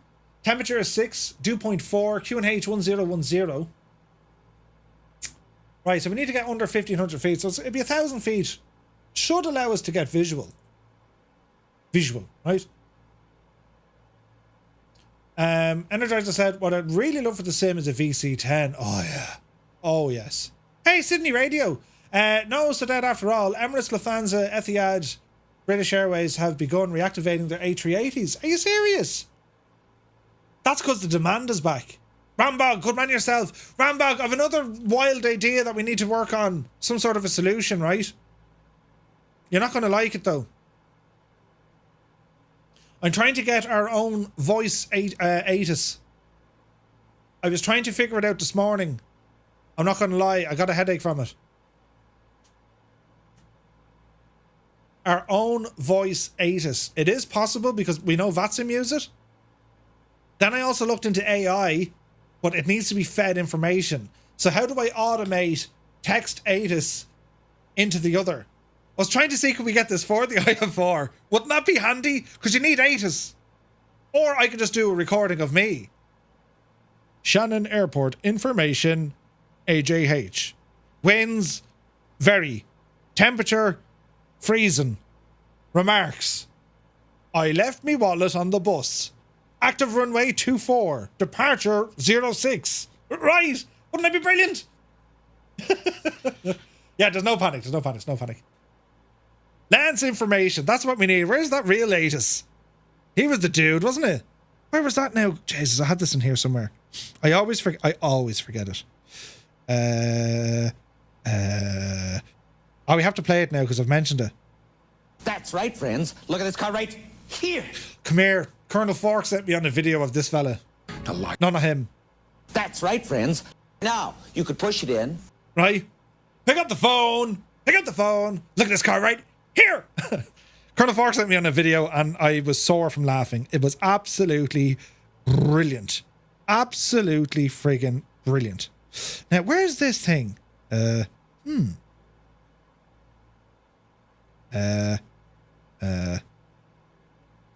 have clearance, Clarence. Roger, Roger. What's our vector, Victor? That wasn't it. That wasn't it. Ah, here it is. Alliance Airport information, Bubba. Recorded when the big hand was on the 12 and the little hand was on the 3 in the afternoon. Right. Temporary flight restrictions in effect due to the NASCAR race. Y'all stay well east of the grandstand as some of the spectators may be drinking and may be packing. The winds are from Laredo at about as fast as you and your new girlfriend can run from a bar if somebody's chasing you to get his wife back. The sky's clear except for all the smoke. What the hell are those people doing out there in the parking lot in their RVs? IFR arrivals expect visual runway to the south is in use. Makes it an easy straight in for you Okies. Everybody from South Texas is already here. All arrivals of skinny white business jets coming here for business. Make sure to stay well away from the grandstand as you look just like some waterfowl that's in season right now. Put 2-9er.76 into the little window on the thing that tells you how high up you are. And make sure to tell us when you first talk to us that you have information, Bubba. Information, Bubba. Absolutely brilliant, isn't it? Absolutely brilliant. Right, we have started our descent. Now what we're going to do, I'm trying to break through the clouds and then I'll know what to do on the far side of it. Or at least that's the plan. Lights on. Right, lightage. Now let's see what happens. Tuniner.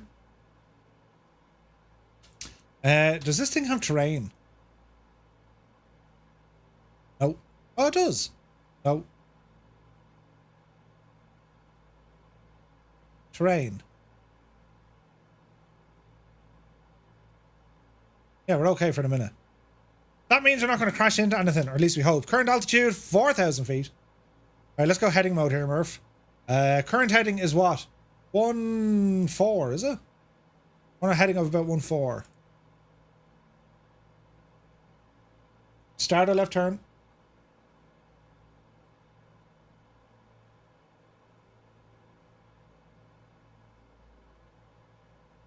There we go. We've broken down through the clouds. Almost, kind of, sort of. Now, look at our cylinder head temperature. This is going to be laughing at us now. Wait till you see the state of this, right? Cylinder heads are okay. Carb is not great, though. Warm them up.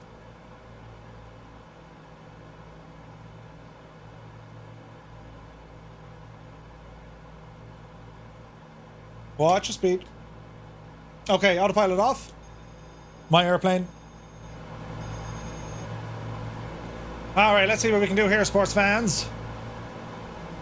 Jesus, we want a visual for 04. Let that speed bleed right down now. That's the bank angle. We're flying right into a bit of cloud. We're under 1,000 feet. Low terrain ahead. Steady. Steady. Bleed off some speed. We're looking better. I would say we're kind of roughly going the right way. It's starting to rain here. That's always a good sign. Oh, Jesus, you're very low. 600 feet. Pull her up there, Finton. There you go. This is going to be a very challenging landing. I can sense it.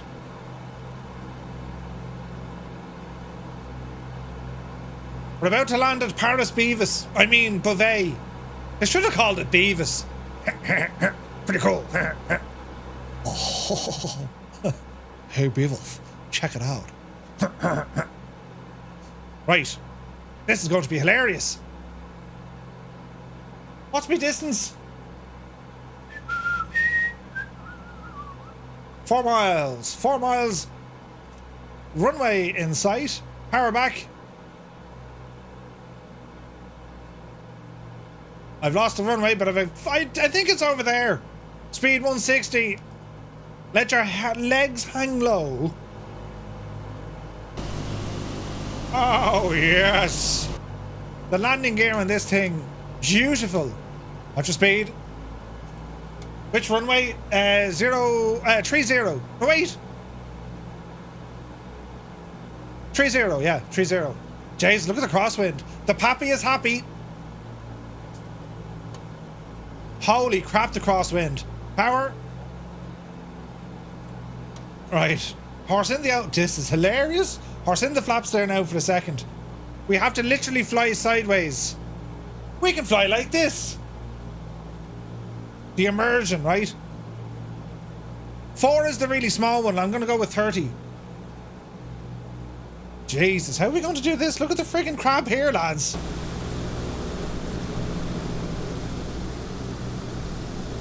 Harry! Look at the state of this! Harry! Right, easy now. Be grand, lads, we've got this. Nothing like an extreme crosswind landing. Makes you feel like it's a Monday. Steady. Steady. Steady. Watch your speed. Steady. Oh, Jesus, someone blew over in a spiff. Oh, look at that wind hitting us. Holy mother of Jesus. Easy now.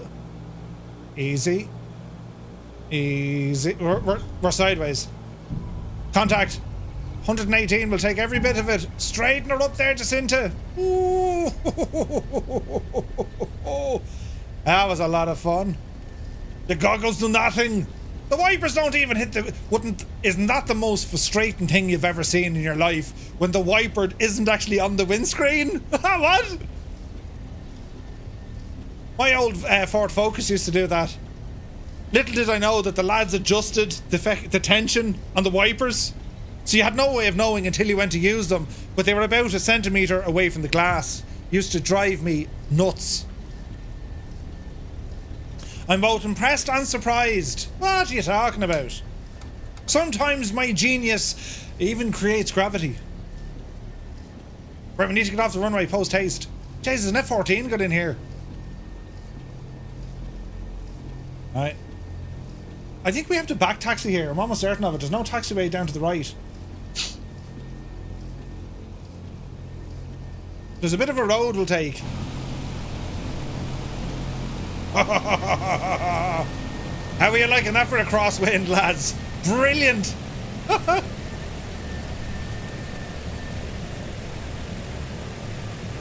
Yes. Yes, that is how it should be. Do you know?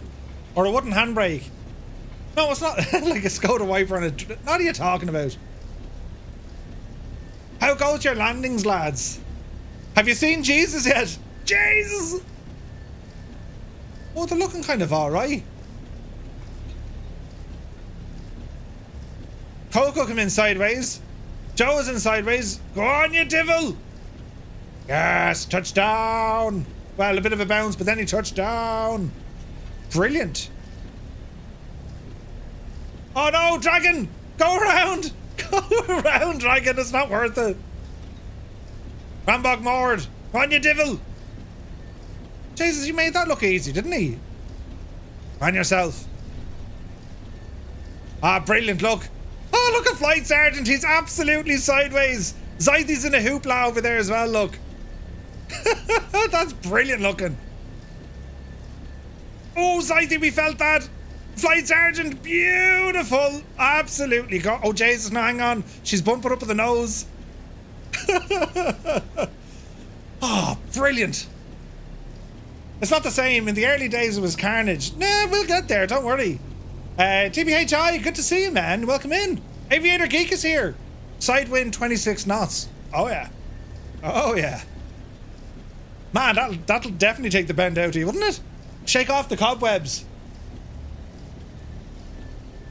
Right, our first waypoint. We've made it thus far.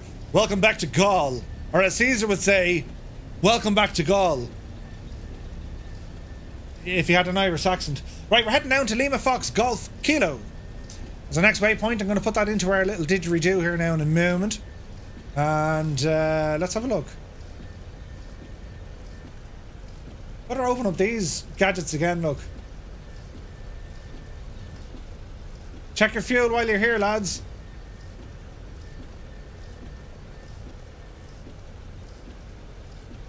That's strange. So, like, there's a bit of a taxiway and then there's a taxiway.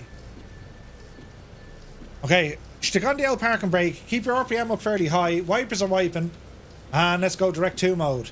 So we're now going to change it to Lima Fox Golf Kilo. Lima Fox Golf Kilo. Oh, behave. Oh, behave, they said. Captain Sickbag cheered 1,000 bits. 1,000 bits. Thank you very, very much indeed. Captain Sickbag, you absolute ledge. Right, we're 101 Dalmatians away. Do you remember Cruella de Vil? Shy Lucy says, you're at 3%. That'll do it. Right, let's go down here and we check our little gadget. Where would you get... They've done studies, you know. Right! 60% of the time, it works. Every time. Look at that! Engine management has been nothing short of brilliant. Where's ailerons when I need them? You need to look at this. You know, you taught me well. Anyway, what are we doing? Oh yeah, fuel. We've loads left still, look. Yeah, we've loads. Can I get a refund? No, there's no refunds. What are you talking about? Right, lads. Flaps, 20. A hain, a doe, a tree. Yes. And right, 100 miles. Let's go. You're here. Did you see all the... Look at this. Ailerons, just for you, look. Just for you now, right? Just for you. Hello there.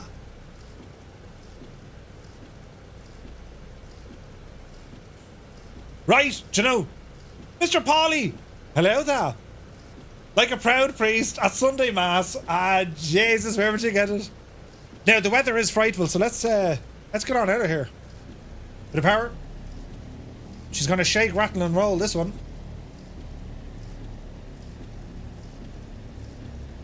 Let's go back to our autopilot and get this keyed up here. So we're going to want, again, 5,000 feet. We will be on nav mode.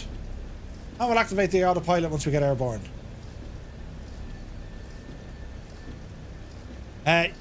You'd get it at Craggy Island. You probably would. Mr. Dan, that's quite okay. There's still time, dude. There's still time.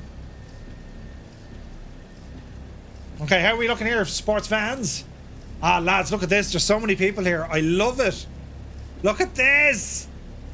Jesus, look at everyone taxiing there, look. What a sight. Jesus, the DC-6, it has to be one of the most beautiful aircraft in the sim. Isn't it? There's Jamie and his Vulcan, Commodore 64, great name. Ah, look at all the DC-6s. Jesus, the C-160 looks small compared to these. F-22. Ah, brilliant. Right. Let us proceed to the place. I tried Q8's Xbox 12 performance improvement. How new is it? So I had X-Plane. I had X-Plane turned on yesterday. It downloaded 70 gigs of new scenery.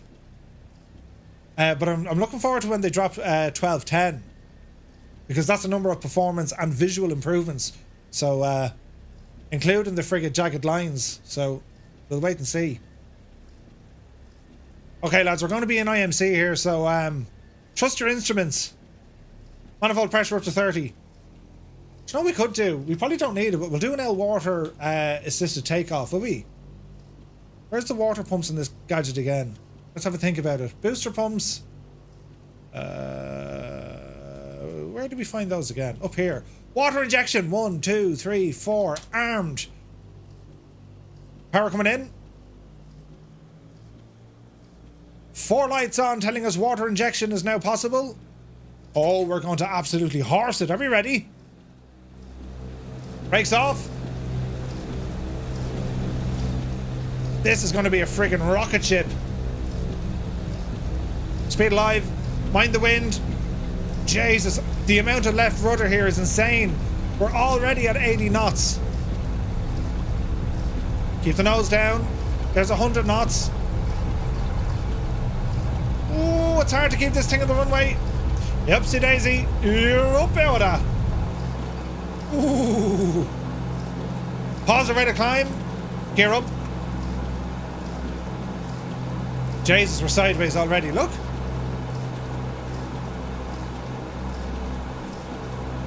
Man alive, incredible power. Incredible.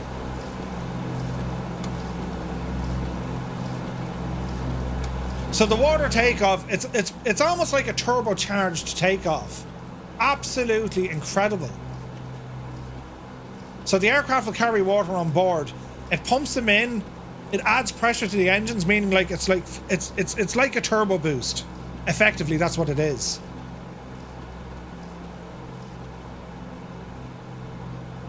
Okay, we're doing better. 2,000 feet. Autopilot, nav mode, vertical speed. Let's go 1,200 feet per minute. 1,200 feet per minute. Right, we're on the way. Someone flying my favorite plane. Paradisky, good to see you. Over 800 hours in it. Nice. Nice. It's more like a supercharger. Well, there's a supercharger already built onto her. Right? And like the engines have aspiration for a supercharger. But when it comes to the kind of the water charge, like it's incredible, right? Water pressure. So like it's incredible. Right, decent takeoff and roll out. We're in the soup. We'll soon get ahead of the soup. There's Dougal. You're doing well beside us, Dougal. There's a man who knows how to DC-6. Okay, through the clouds. Back into climb. I imagine our temperatures ain't going to be happy. Yeah, we're okay. Yeah, we're okay. We're okay. Now, still using ridiculous power, so even though we're climbing, let's ease out here a little bit. Manifold pressure, bring it back to the red line, just for the moment. Prop, bring it back to 25. Nice and easy. Never be abrupt with the engines because it reacts to it. Now we should get a little increase in our speed because of this. Because we've changed the angles of the prop. Well, we changed the bite, if you like, with the RPM. Speed is starting to come up. We've just gone onto our vectoring. We are 100 nautical miles away, about 25 minutes out. That's to our second stop of the night. We'll keep it lively. Don't need Mikkel flaps. Engines are doing quite okay. And we should be breaking out here. 5,000 feet. We're right on the ceiling. Look at that. Look at that. I'd say it probably wants 6,000. Do you know that? It was up there to about 6,000 feet.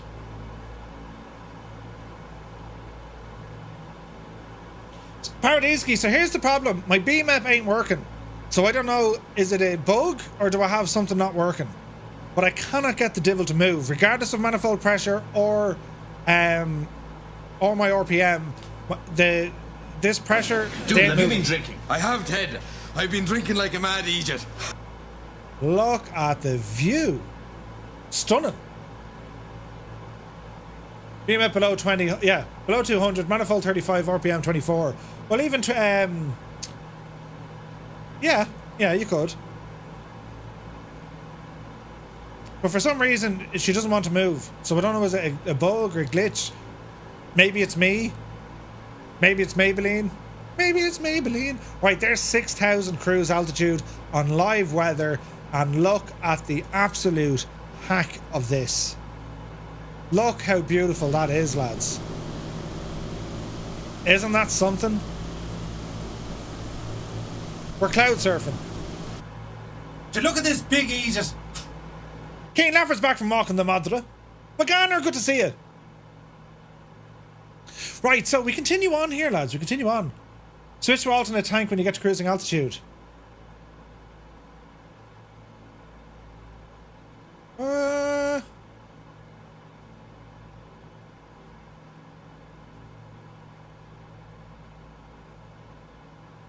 I'm on the alternate tanks.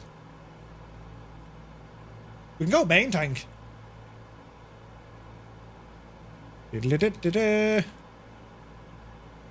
Oh no, we're on the main tanks. Alternates it is. Far less quantities in these though. I was going to try and burn these lads down, but sure, we can't. Murph, I think your instrument's avionics switch might be off. Hey?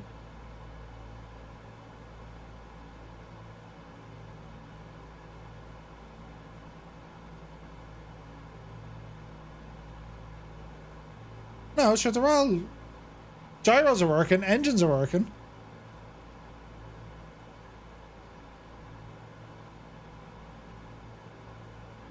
I don't think of any circuit breakers gone. They're all fine. Can't use them. Water heaters? No, can't use them. They're good, they're good.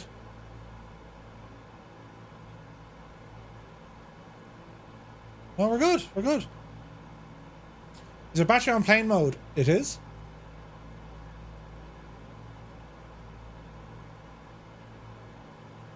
It surely is, lads.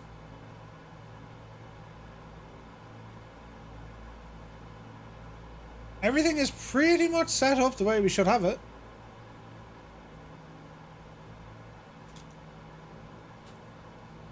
We should be good. We're John, but I'm already in the doghouse with my mum. Uh-oh.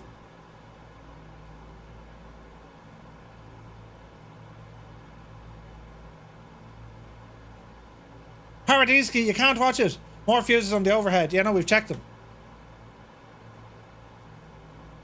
Like, there's no fuses kind of pulled.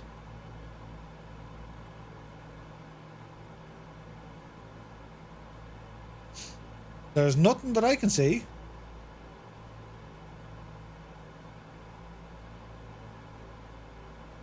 Like, the last time I was flying this, the same issue as well, you know? Keep going to bed too late and you barely get up. That's never good. Hang on a second. Good man, Murphy. You big Egypt. How the hell did we miss that? All is well. All is well. Right, easy. Oh, Jesus. Easy now. Now we're thrashing. Yeah. Anyway, Enderman's been switched on the overhead to the right. Thank you, Mr. Anderson.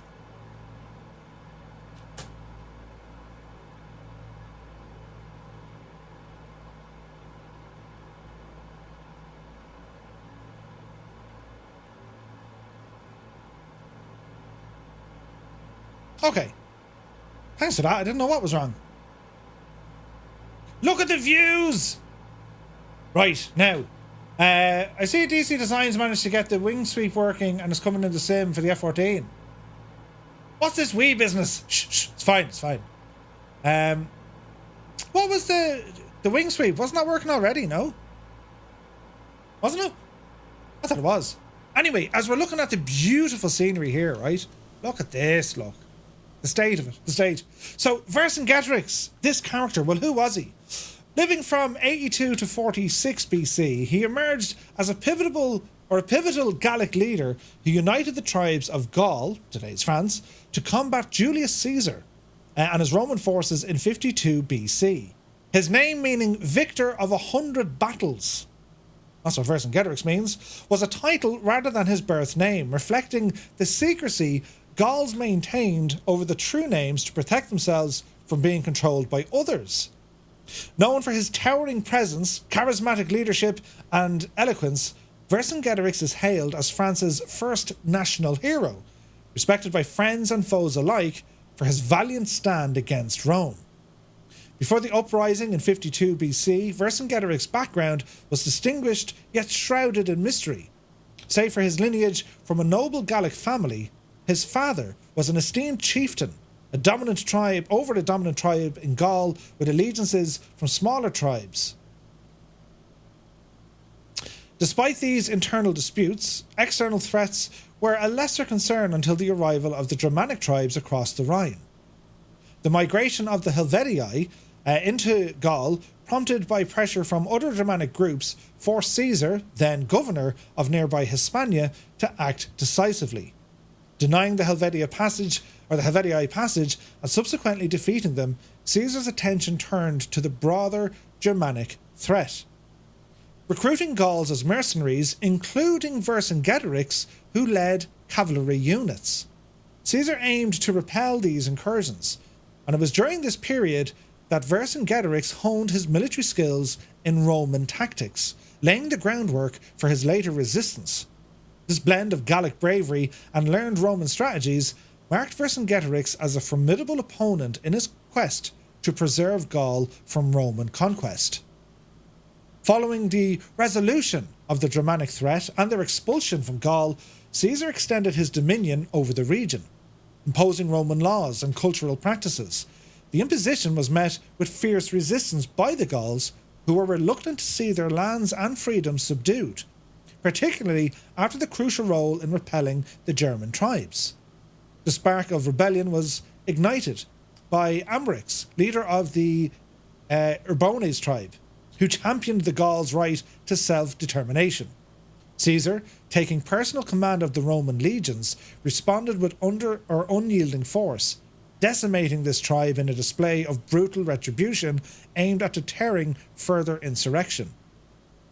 Survivors were enslaved, their territories were scorched, a stark warning to anyone who contemplated defiance against Roman authority. Amidst this turmoil, Vercingetorix emerged as a vehement opponent to Roman occupation. Despite the cautious stance of the tribal council, Vercingetorix succeeded his late father as the tribe leader.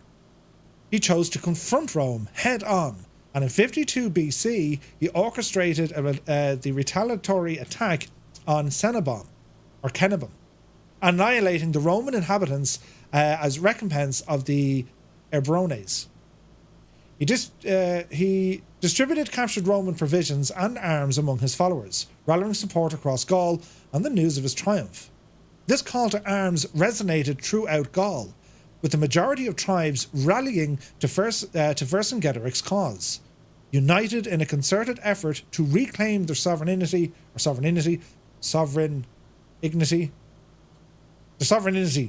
They wanted to be sovereign.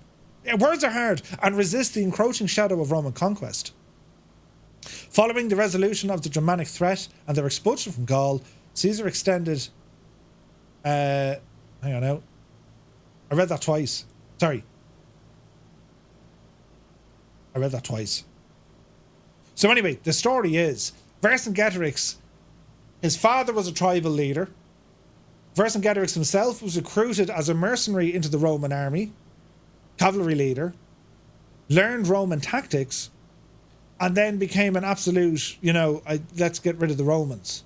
And he managed to rally up a number of other tribes. They all formed under his banner.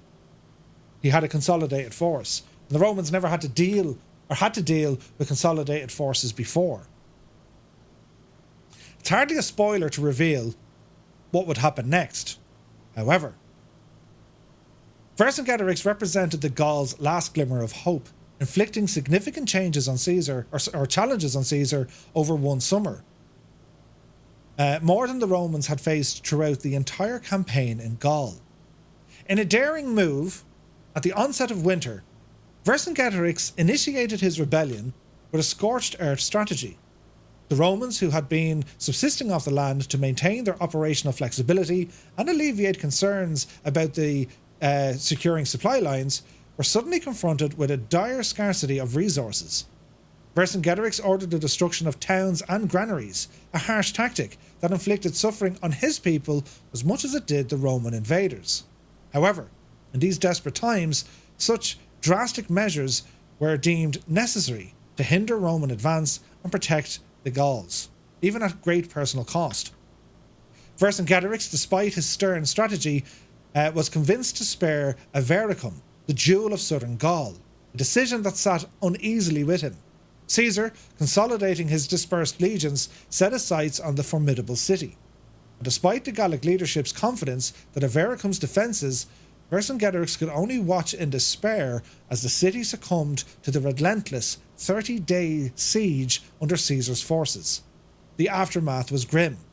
Caesar's famished legionnaires showed no mercy to the inhabitants, ensuring their own survival through the procurement of vital provisions. With Avaricum lost, the Gauls withdrew, but Caesar was quick on their heels, employing a mix of feints and deceptive manoeuvres. He pushed the Gauls back to the fortifications of Gergovia. However, an over-eager assault by Roman forces, disregarding Caesar's commands for caution, led to a premature attack and a costly failure.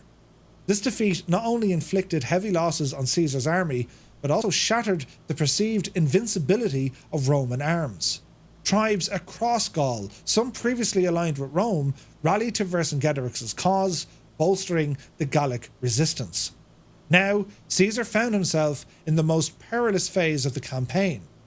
With the entirety of Gaul rising in revolt, a forced retreat into Roman territories would likely result in his political undoing, stripped of command by his Senate adversaries. So in a bold move, rather than withdrawing southwards, Caesar directed his beleaguered forces north, facing what could be the defining confrontation of his military career. In this critical juncture, fate afforded Caesar an unexpected advantage, a pivotal turn of events that would once again alter the course of the Gallic Wars. The campaign's tide was about to change, demonstrating Caesar's resilience and tactical acumen in the face of overwhelming odds. In a tactical engagement that escalated beyond a mere skirmish, the Roman forces decisively overcame a Gallic assault. This setback unveered Vercingetorix, compelling him to shift from aggression to defence. Opting for caution, he directed his considerable force of some 80,000 towards the fortified city of Alesia. This retreat marked a pivotal moment for Caesar, presenting him with an unexpected opportunity. Alesia, strategically positioned atop a hill and flanked by two rivers, offered formidable natural defences that rendered a direct assault impractical. However, its geography also posed significant challenges to its sustainment under siege. Right? Alesia looks out over modern-day Burgundy, I think. That neck of the woods. Anyway, recognising this strategic advantage, Caesar resolved to enforce a siege, intending to starve Alesia into submission. He commanded the construction of a wall, effectively sealing the city off from the outside world. Some 11 miles of a wall around the city of Alesia. The Romans were incredible engineers. This was an absolute marvel of military engineering. An entire wall outside of a city. Crazy stuff. Despite desperate sallies by the Gauls to disrupt this endeavour, the Roman legions repelled these attempts and continued their work. The completion of the Roman fortifications signalled the commencement of a siege that would test the resolve and resources of those within the walls. Caesar's strategy was clear. Isolate Alesia, cut off any possibility of relief, and wait for the inevitable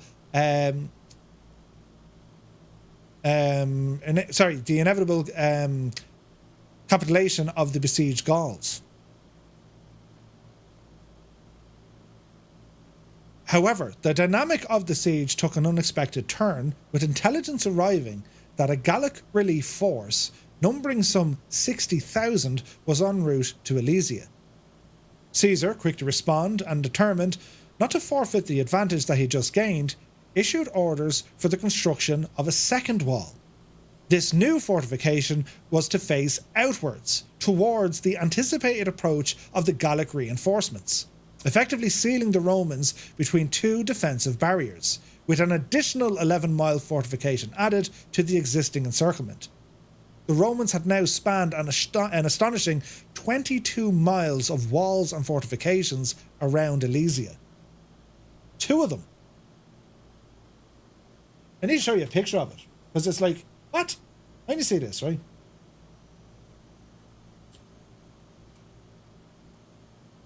A reconstructed section of Alesia.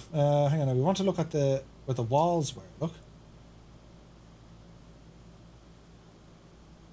So when the Romans built kind of walls, right, there were fortifications with towers for archers and all the sort of jazz. So they built a wall blocking the Gauls and Vercingetorix in. Then they built a second wall on the outer perimeter, blocking the reinforcements out. This was an absolute bold move, lads. It was freaking crazy what he managed to do, right? Reconstruction of it here, look. Isn't it mad? So here you have the city of Alesia. Then you have the first Roman defences, and they're locking everything in. Then they build a second row of defences, locking everything out. Like it was just nuts. It was nuts. Absolutely, like, mind-boggling stuff here, right? The Romans had digital cameras. Fierce handy, them lads, you know. Anyway, the completion of the second wall dramatically narrowed the world of the Roman forces to the confined space between 2 massive structures. The situation had evolved into a stark test of endurance, a waiting game with exceedingly high stakes. The Romans, although not amply supplied, they were in a significantly better position to those trapped within Alesia. They were already beset by famine. They were starving, and the Romans still had food. The outcome of the standoff now hinged on what side could outlast the other under these dire circumstances.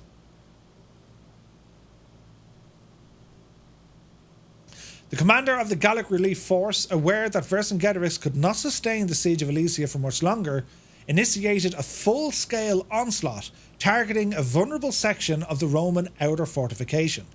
As the legions scrambled to fend off this fierce attack, they gradually began to cede around the relentless Gallic offensive. In a critical move to avert the potential collapse of his campaign, Caesar took decisive action. He personally led his cavalry in a bold manoeuvre, breaking from the confines of their fortifications to outflank the Gallic forces. This unexpected counterattack from behind threw the Gauls into chaos, causing their ranks to scatter in panic. From within the besieged city, Vercingetorix witnessed the disintegration of his forces and went with it the fading hopes of his rebellion. The realization that the siege could not be broken settled heavily upon him. Vercingetorix at this stage had released all the women and children who were locked up in the city with him. The idea being is, by releasing these, perhaps Caesar might show them mercy, but more importantly, Caesar would have to feed them.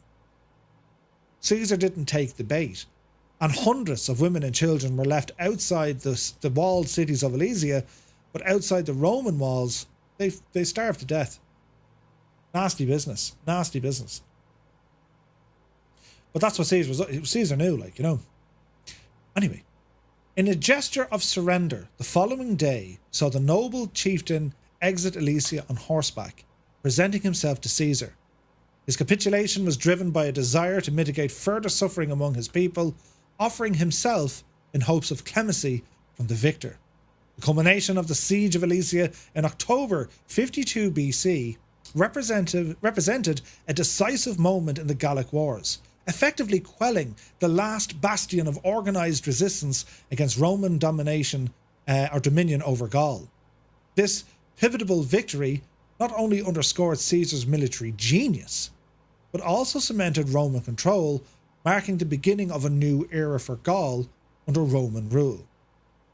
Caesar had accomplished the ambitious goals he had set before himself, securing vast territories, venturing into previously uncharted regions, and amassing both wealth and fame on an unprecedented scale. He harboured the expectation that these monumental victories would secure him in a triumphant return to Rome, shielding him from any legal repercussions that awaited him. However, as history would reveal, such aspirations were to remain unfulfilled. The reality that awaited Caesar was far removed from the sanctuary he envisaged. Despite his unparalleled contributions to Rome's glory and expansion, the political side and his rivalries of the Roman Senate meant that his return would not herald the end of his challenges, but rather the beginning of a new and tumultuous chapter in his life. This stark contrast between his achievements and political fate, well, it shows the complex and often unforgiving nature of Roman politics, where even the most celebrated victories on the battlefield would not always guarantee security or appreciation within the corridors of power. Next week, in the concluding installment of our Gallic Wars series, we're going to delve into the final chapter of Julius Caesar's campaign. Part 10, called Alea e Acta Est. The episode will focus on the aftermath of Caesar's conquests, exploring the pivotal moments that led not only at the end of the Gallic Wars, but also a shift of Roman power dynamics, the start of a civil war. We'll begin our journey at the aftermath of the Siege of Alesia, and we'll be flying back to Rome itself as we pass the Rubicon. So that's all going to be happening next week. Vercingetorix, you ever wanted to see him, right? Where's this now? Why is... No, reopen. So, where are we now?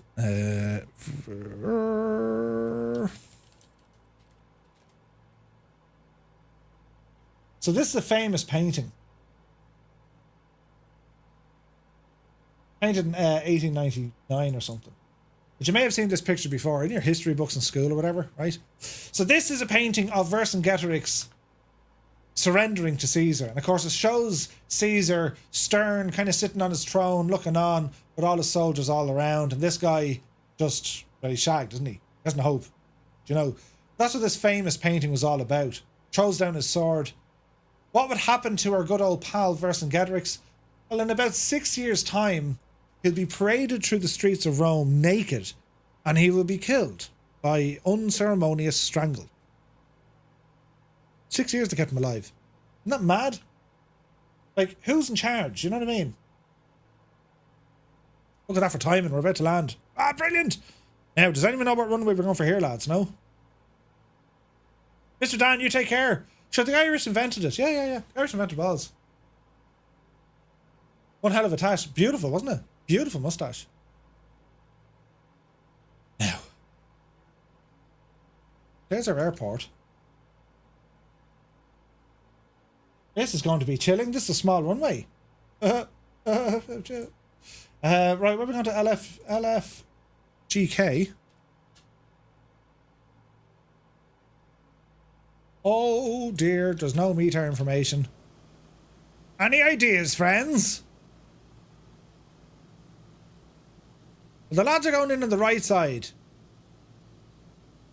So that's what? 06?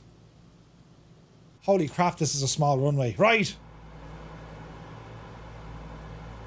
Autopilot off.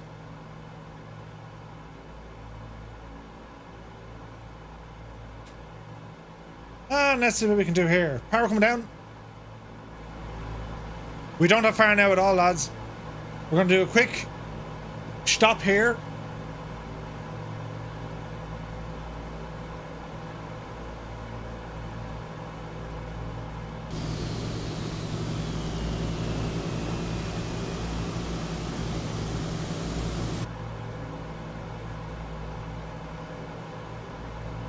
The forecast for today is light. Tonight, it'll be dark.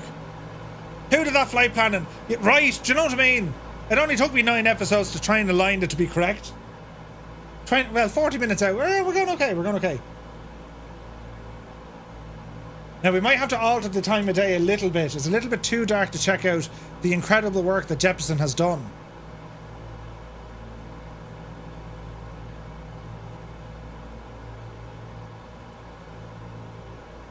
Easy now. Very, very long sweeping right-hand turn coming in. That's to allow our speed to come down. Lights.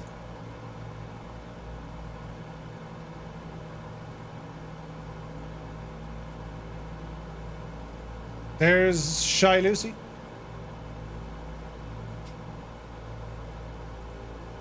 Man, the weather's beautiful, isn't it?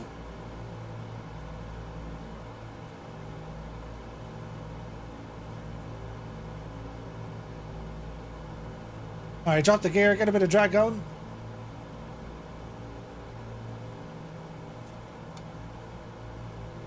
Easy does it.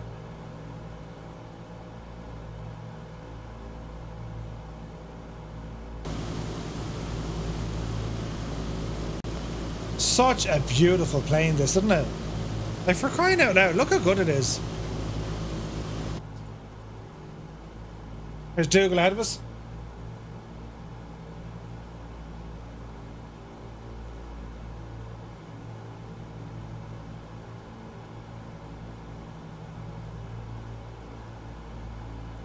You owe me a Picard. What did I do? It worked! I saw it!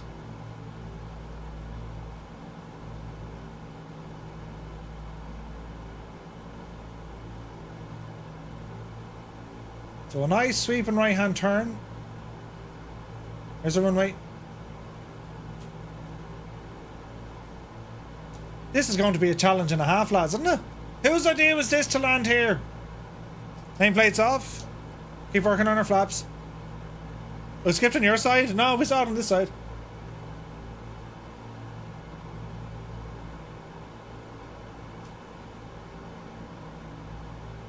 Jesus, this is going to be a bit kind of, isn't it? Right, drop the altitude now. Watch the speed.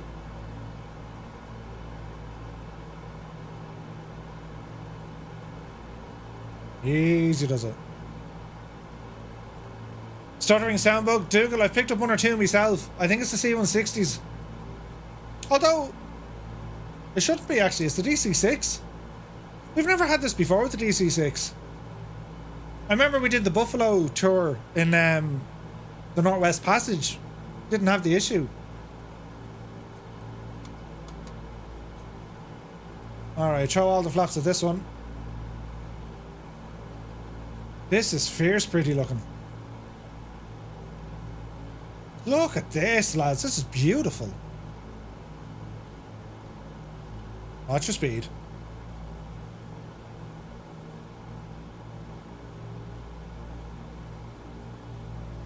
Alright, easy does it.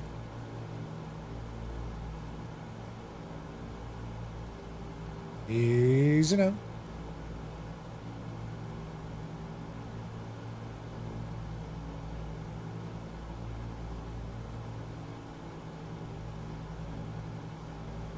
It is a bit on the short side, this runway, but we should be okay, but like...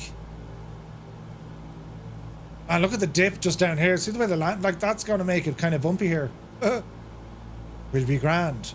Perhaps a sec, gears down. Easy does it, Jemima. Nearest reporting... Dreamy, sleepy, nighty, snoozy, snooze. That was terrifying. Nearest reporting 8 is 60 miles away. Oh dear. Right, easy now. Easy. Easy. Easy. 337 will take every bit of it. Yeesh. That was a challenge. Flaps in.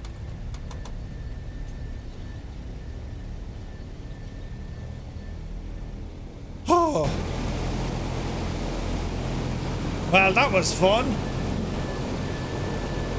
Try and get ourselves turned around. We're going to... I better make it a little bit brighter because we need to see this... There we go. We need to see the beautiful work Jepson did on the gadget. So as we're taxiing back here, we'll do another direct 2 mode. Our final resting place tonight is LFSD.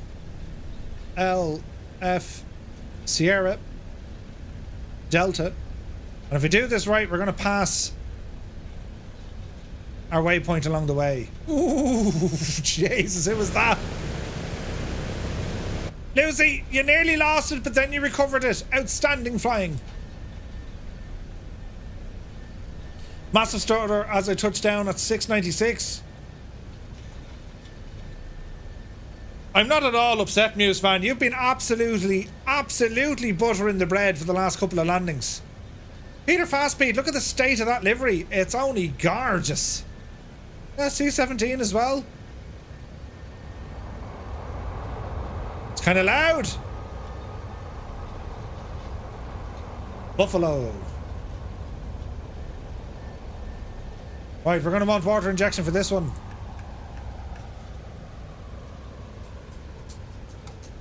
Set our flaps to take off. That was a gift for ailerons. Nice. It could be the C-17 with the sound. I don't know. Right, lads. Here we go again. Hold the brakes. Power coming in.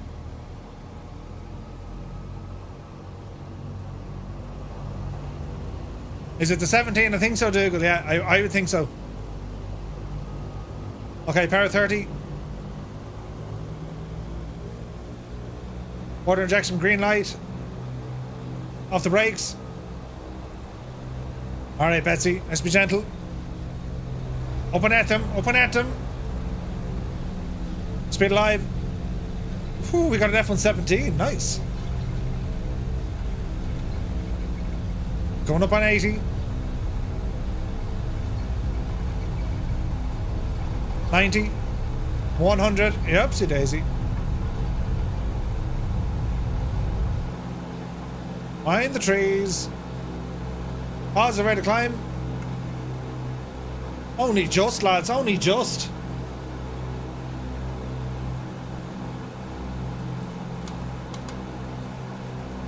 And the flaps in.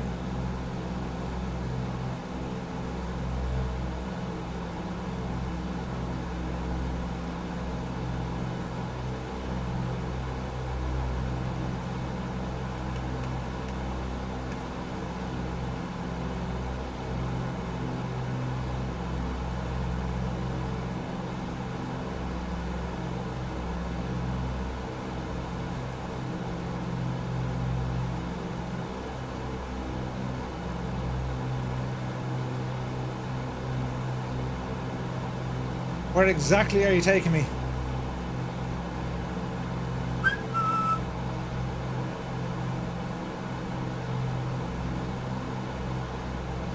Easy now.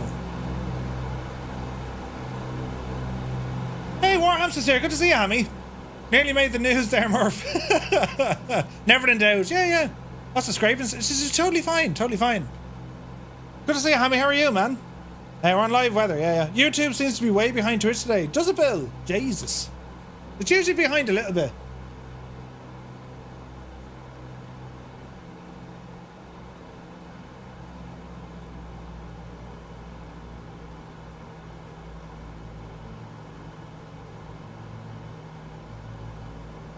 Alright, something like that.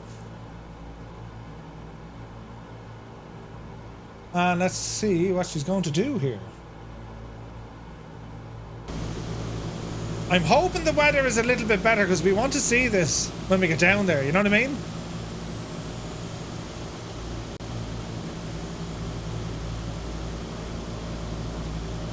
Look at the state of this plane. It's absolutely gorgeous. It's beautiful. It's a friggin' masterpiece, this one.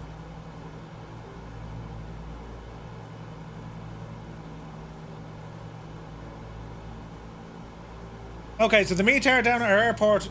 Winds 360 at 5 knots. Visibility is good. Grand. Just put in God mode and make the weather that you want. You know that you can. With great responsibility. No, wait. With great power comes great responsibility. Yes. Jesus, we're kind of climbing fairly lively here now. Drop her down there now, Patrick. 1,000 feet will do us. Get the L powered up there now a bit. Right, distance to destination. 20 minutes. We're doing good, lads. Right, we're doing well. We'll do another count. Xbox pilots, if you're still here, you press 1. If you're on the PC, you press 2. And for everyone else who can't wait to see what Jeppesen has made for us, well, you press number 3.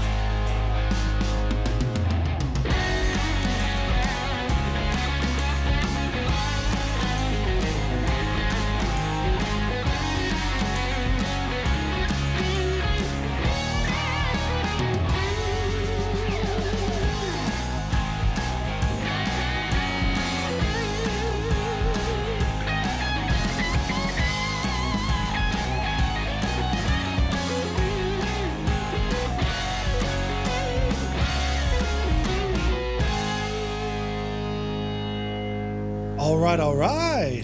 Al Babino, hello, bonsoir, mon ami.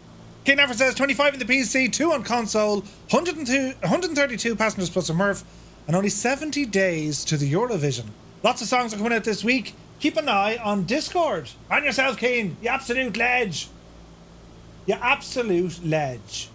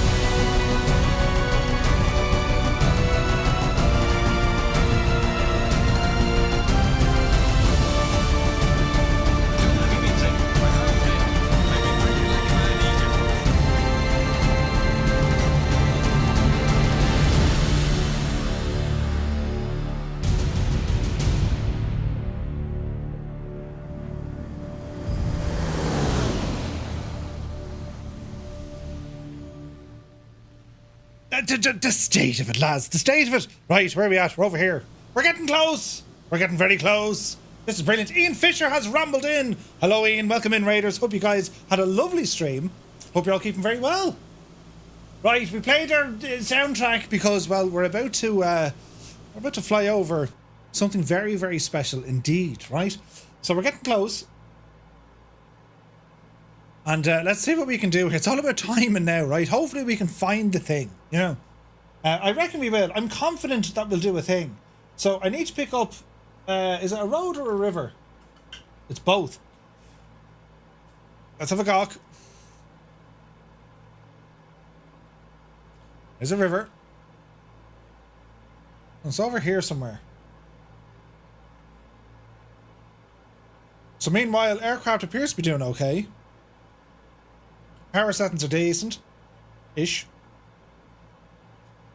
We're moving fairly lively, 245 knots. We will bring that back a smidgen, just so we can keep an eye on what we're looking at here. But, yeah. Disappear this guy for the moment. Man alive, it's been a great flight so far. Such amazing flying as always. Don't know how you guys do it. You always do it. Incredible. Absolutely incredible. Right, we're getting very close. Very, very close. And we'll circle around to see if we can get a decent look on this monument, right? I'm hoping it goes well now. Don't make a mess of it, Murph. Yeah. Let's see what happens. Where was the other one? Let's see here now. Oh, that'll work. Who's excited? I'm terribly excited. Viper Strike, hello again. Guinness RN, good to see you.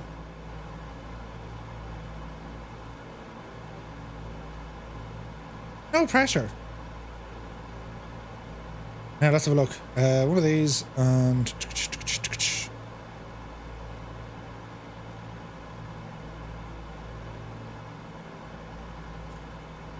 Right, so here's the river. We're picking that one up. And she kind of goes around to the left and then back over to the right. So it's over here, roughly.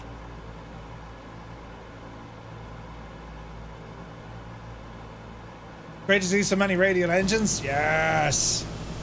Absolutely gorgeous, man.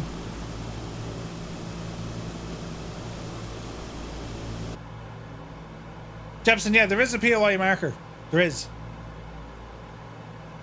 But I've turned it off for the added, you know, complexity. So, let me see. So the river... There's the river there, is it? There's the road, there's the river. Yeah. Okay. Out of autopilot. My airplane. Start bringing that speed back.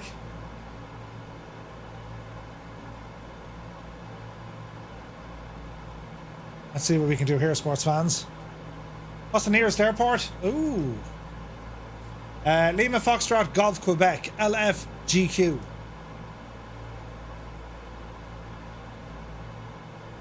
We want to get down low enough, but also slow enough to see this.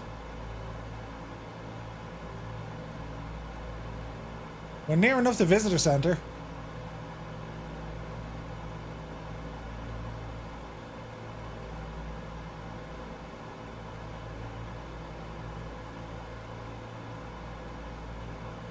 Fun fact, dolphins are amongst the most intelligent animals on Earth. It means they are smarter than your average Irish Egypt.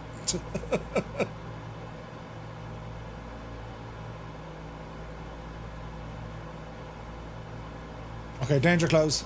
Danger very close. Alright, let's see what we can do here, sports fans.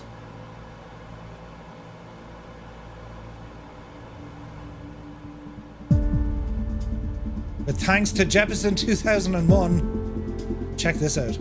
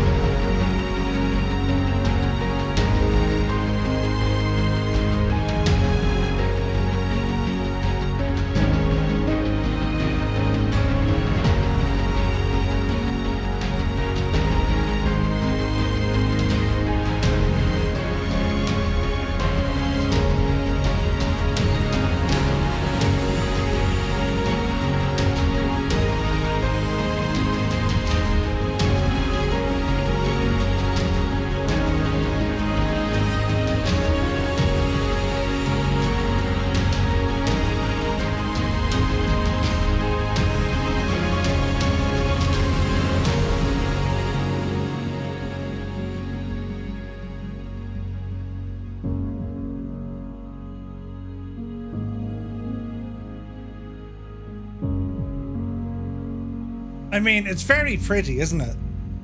It's absolutely gorgeous. That's incredible work by Jeppesen, isn't it? Like, such an important POI that's just not in the sim. Mad. And to think the walls went around this hill twice. It's incredible when you think about it. Like, the scale. Do you know what I mean? But this is phenomenal work by Jeppesen. And this is like lastminute.com. I was like, Jeppesen, could you make a thing with the oak? Yeah, leave it with me. Like 20 minutes later, Murph, I have that done. And I also put in like the visitor center and the car park and the gazebo and all this sort of stuff. It's like, what? Do you know what I mean? Jeppesen, it looks like the real thing. You were there many years ago. Well, there you go. That's awesome. Look at you guys flying around as well. That's incredible looking. Look at that. Isn't it unbelievable, isn't it? Like this guy. Look at the detail. Look. This guy was like the last hope of the Gauls. And that statue is there to this day. You can see that statue. It was built obviously years after. Years and years and years after. But like, you know, Jeppesen put in the car park. There's a gazebo. There's like a visitor center stuff. There's all custom scenery here with the rocks. The last stand of the Gauls. And like, again, when you look at the location, right? Caesar built a wall 11 miles in diameter around this point. Around the hill. Then he built a second wall around that. Like, it's absolutely incredible.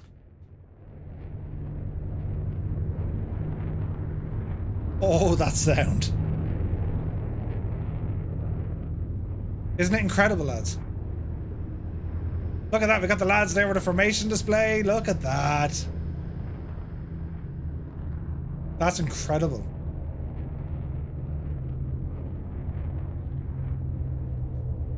So this POI is available for free. I have it on Discord at the moment. We'll pop it up on the website. There's Dougal going in for a very, very low pass. Nice. Jesus, you blew the whiskers off his mustache. But yeah, this scenery will be available on our website. It's in our Discord at the moment, but it's from Jeppesen.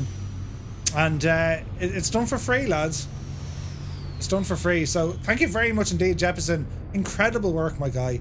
Absolutely incredible work. Man, that sound of those aircraft flying around. Beautiful. Hey, Dan, good to see you. So it's the statue of Vercingetorix.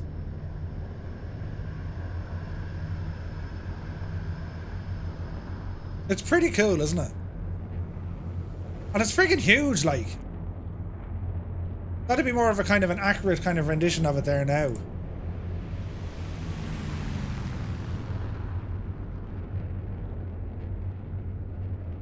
If I can get out of the cloud. There we go.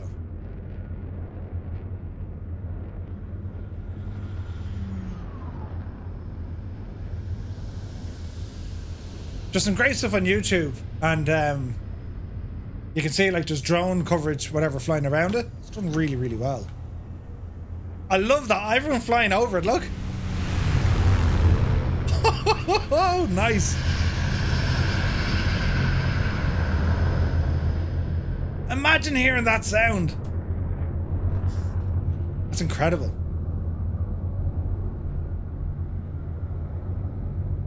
Dragon, Wombat and Renoir doing excellent stuff flying around in the Rafales.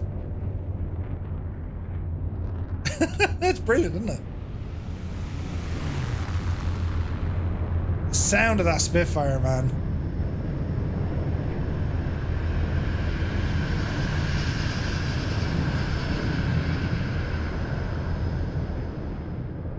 That sound is incredible. Jeppesen, fair play, take a bow, my friend. It's just brilliant. And before we head back to Rome, like, I mean, in terms of the Gallic Wars, this is it. It came to this, the final stand. Beautiful. It is, it's beautiful to look at, yeah. Like, when you think about what it represents, you know?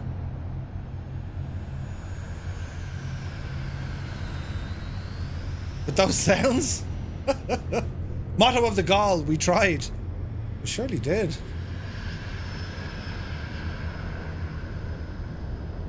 It's incredible. Funny how history kind of turns though, isn't it? Here was a German coming over to defend what we know now as modern day France. Whoa, look at that! A pair of DC-6s. That was class looking. Oh man, that's gorgeous looking. It's awesome. Absolutely awesome. The copy of the work of art is a work of art. I agree. I agree.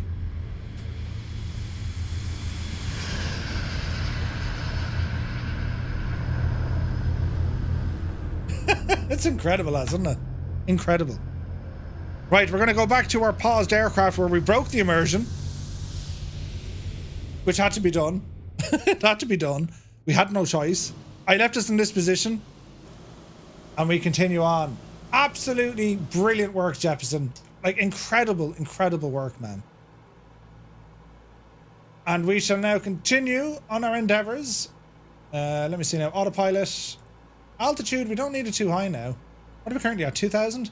Let's go 3,500. And we're on our way now to our final resting spot. Lima Fox, Sierra Delta. 10 minutes out. Let's head on. Rambog is ahead of us. Can recommend this area for a holiday nearby a picturesque old town, Sumur, and is it Ua or Uza? Uai or Uwe? Ua? Uwe? It looks stunning. I mean, look at that with the valleys and the hills and stuff. Lads, that's stunning. There's Muse fan. Ah, Jesus, how are you, Muse? Minnie Magoo. That's a great name, Minnie Magoo. I love it. Look at this. Jesus, lads, that's incredible looking. Incredible.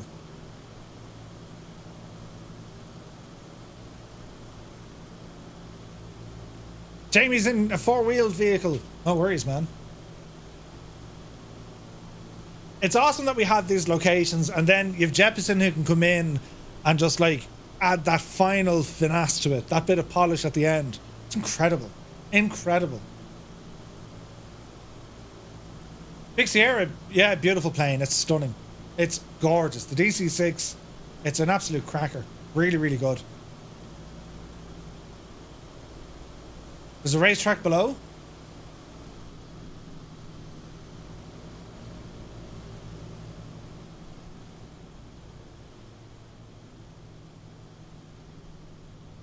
Look at this area. It's stunning. Oh, boss man.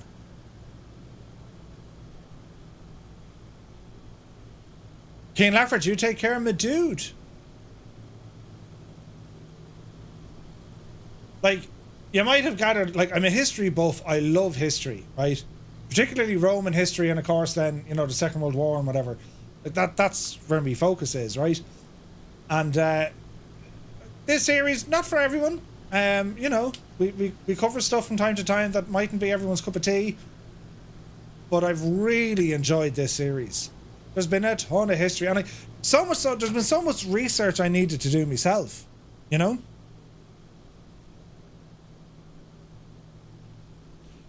6 Knot says, Murph, after beating me head off a wall with the route, the file isn't working. That's okay. No bother at all, 6 Knots. And let me know if I can do that. Am I going to be watching the F1? I might do. At least Gibbo enjoyed it. Yeah. Most of all, Gibbo enjoyed it. Yeah. But no, like, it's I've really enjoyed it. Like, I mean, the notes I've written for this, 28,000 words. Some 74 pages, right? And I didn't read everything because I like to figure it out in my head and be able to, you know, ramble on without reading word for word. And then, like, any sources that I get, I mean, I've been to some of these locations, but like the Gallic Wars was relatively new to me as well. I knew about them, right? But kind of anything I've learned thus far was kind of like a little bit with Caesar. But it was more kind of Augustus and then into the emperors, because that's where most of the stuff in Rome currently is. The likes of the Colosseum and stuff. I mean, that was 120 years after, was it? Yeah, it was about 120 years after the death of Caesar. You know what I mean? And when Augustus came to power and all this sort of jazz. So this was a learning curve for me as well. So we're nearly there. Like, this is week 9. Next week we have our final hurrah as we return to Rome. But I've really enjoyed it, guys. And you guys being here with me, this is what makes it what it is. It's getting to experience this with your mates. Like, it's incredible. And like, it's not the most picturesque or scenic part of the world to go flying outside of, like, you know, mountains and valleys and everything else, right? I mean, the scenery, it's just, yeah, no, it's okay, it's nice. But it's when you delve into it. I mean, even where we're flying now, these lush hills, these, you know, beautiful rolling hills with all the forests, and look at the state of it. Like, it's absolutely gorgeous over here. Look at the state of that, look.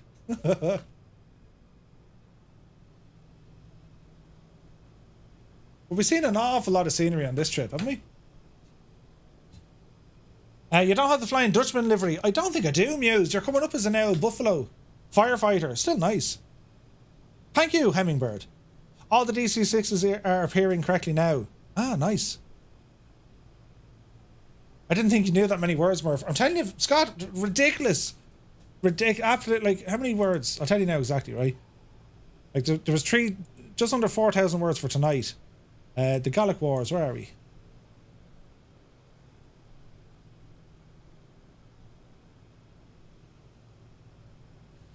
It goes into 32,000 words, right? And it breaks down each and every episode, and there's all, you know, there's enough there. But it's like everything, right? So the information I have, it's taken from books, taken from the internet. Mrs. Tutron gave me a whole load of stuff on it. Basically, I hand her the book. Can you read that and come back to me with the important notes? Yes, dear. Do you know? But yeah. It's tonight the last part? No, next week. But next week we're flying back to Rome, and we're in the Vision Jet, which I'm looking forward to. And in terms of history and what we're covering, hey, there's Hammy. The history that we're covering next week, there's a lot. There's a lot, and it's fascinating stuff because it's, well, Caesar's now on his way back, and he's in a bit of a dilemma because there's all sorts of messing going on in Rome. Pompey is no longer his friend. In fact, Pompey thinks Caesar's coming back to fight, or at least that's what the Senate is telling him. So there shall be a civil war. Then there'll be 2 civil wars.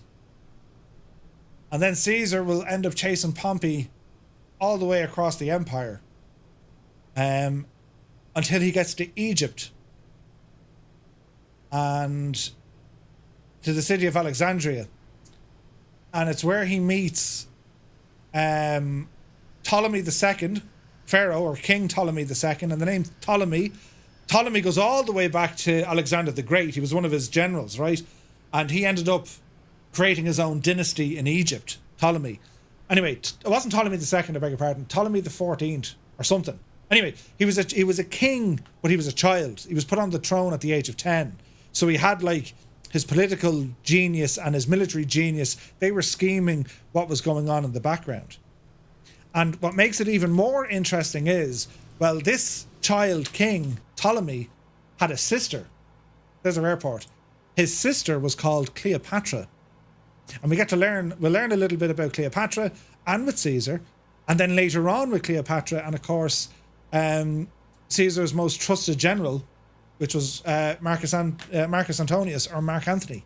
And you've all heard of the story of Cleopatra and Mark Antony, right? Well, we'll cover all that next week. Now, landing here, we're going to go for runway 35. 35. Autopilot off. Let's be having it. We're directly over the runway. Oh, balls. Is it 17 or 35? I'm going 35, lads. Look at this. Let's see what happens. 40 knot winds. Oh, yes. Many thanks. Many thanks, ailerons. You can walk through a DC-6 at the US Air Force Museum in Dayton, Ohio. Katie Patton, that was Truman's plane. No way. That'd be just brilliant.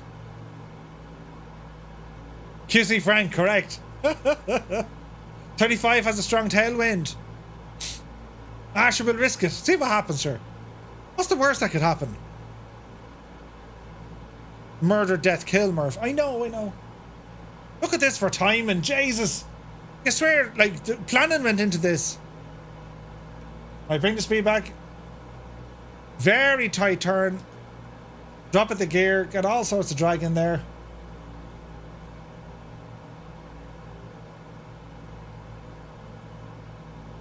Oh, yes. Look at that turn on this. Easy now. Watch the speed. 10 degrees, 3 knots. Uh-oh. We saw what the worst that can happen. I crashed on a friggin' Microsoft Flight Sim live stream.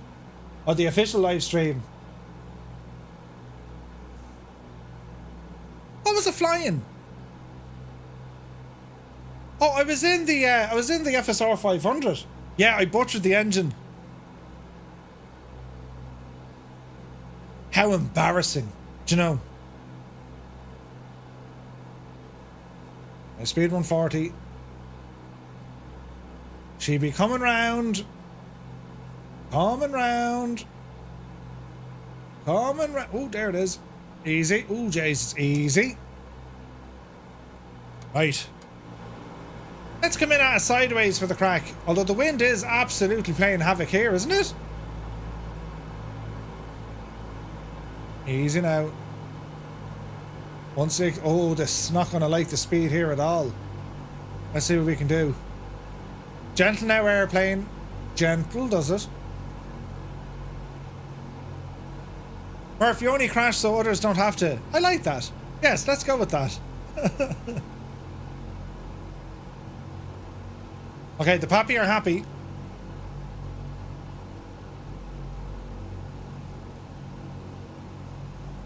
They're not as happy as they first were when I mentioned it earlier. Oh, Jesus. Easy. Easy. Easy. Dougal, have you been drinking? I have, Ted. I've been drinking like a mad Egypt. Dreamy, sleepy, nighty, snoozy, Ah, Jesus, stop at the buttons. Easy. Oh, easy, easy, easy. Easy. Over the threshold. There's me 1,000-foot marker. Oh, look at the friggin' bump on the runway. Right, easy, Murph. Hard idle, hold the nose, bleed the speed. 162.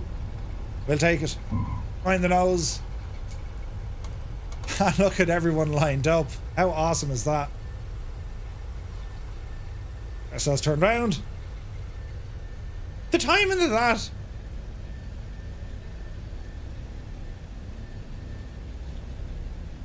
Such a great selection of airplanes. Uh-oh. We have a Dougal inbound. Sorry, Dougal. Oh, Jesus. Will he stop before he gets to me is the question. Well. Oh, God. Oh, God. It's all gone pear-shaped. Jeez. Good landing, fellas. Oh. Right, it's grand. Totally fine. Nothing to see here. Nothing to see here. Right, I'll do a UE and we'll go back because there's so many planes here. Look at that.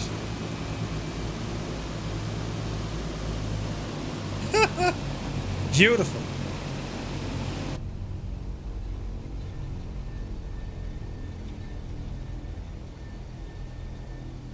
I guess let's turn around. AI BMU. You made it. You're still alive. Couple of fugas. How can we do this in such a way this will work, right?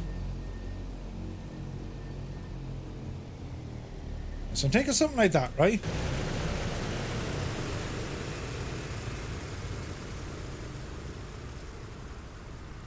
And something like that.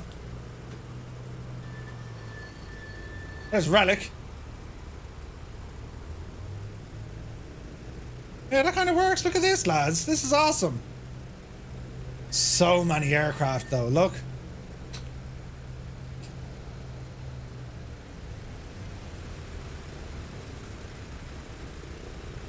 I think that works. Right. Where is it? One of these and one of them, isn't it? And here they are.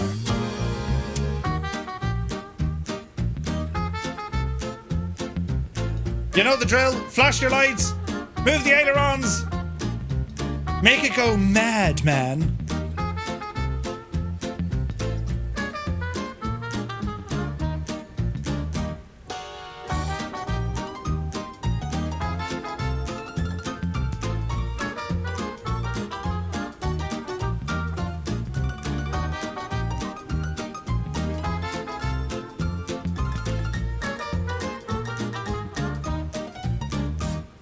Jesus, Muse changed his shirt.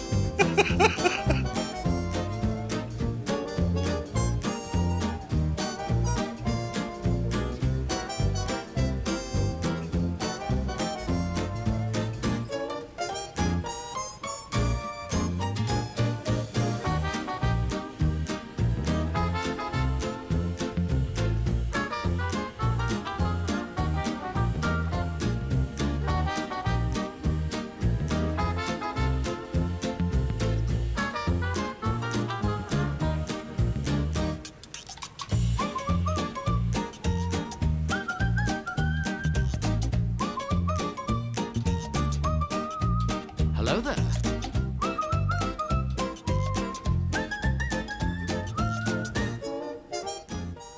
Doc Gooney, many thanks for the follow, my dude. There's Rambog, Commodore, Gaseous, Mountains, Shy Lucy, Relic, Vacuum, Fallen Up, Flight Sergeant, Sunjammer. We got Corsair, Kozaki Soaring, Dougal McTavish, Squawk Torque, Whack-A-Mo, Bossman, QC Frank, Matrog, Warhamster, Count Sepp, Bodip, Lead Balloon, Foggy, Fierce Wolf, and we saw a Muse fan there a moment ago as well. Lads, that was so much fun. Thank you all so very, very much indeed for flying along with us this evening. That was so much fun. It really, really was. Really enjoyed it. And the flying again by you guys, absolutely superb. So for everyone who flew along, thank you very, very much indeed. For those of you just here in the chat, keeping us company, thanks a million. These streams just wouldn't be what they are without you guys. So we're back to you on Wednesday. We're going to be checking out the Embraer, the E-Jets, in Egypt with an E-Jet, just to see how they're getting along. And I want to check out this new FPS performance gadget as well. So should be a good one on Wednesday. Then on Friday, we're taking the DA-42 from Cow Simulations, or Cows, creator of Worlds, and we're going for a jaunt in Australia. So, you know, Kanza Fosters, g'day mate, Al Stewart's isms, right? You know, flying, right? And it's going to be fun. So, lads, thank you all so very, very much indeed. Next week will be the final part of our Gallic Wars series, The Return to Rome. And after that, we're going to be starting a brand new ATC course, which focuses on IFR procedures. So, there's a lot of work gone into this one. So, until then, thank you so, so much for watching. I'll see you very soon. Now, any bills? Oh, wait! Ah, Jesus! They finally listened! Hang on a second. They finally listened. Brilliant! Ah, they finally listened. It only took about 1.5 years, but they've listened. They've included a Skoda. Ah, yes. They have a Skoda. Absolutely brilliant. This is the best scenery. Lorry red, lorry yellow. Oh, no! I've had enough of this Wowdy Webble sniggering behavior. Silence! Call yourselves Praetorian guards. You're not. Seize him, blow your noses and seize him.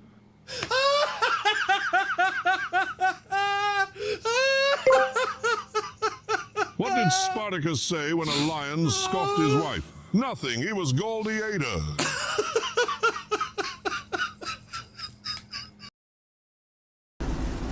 Oh, we've got a gun sight. This is a bait.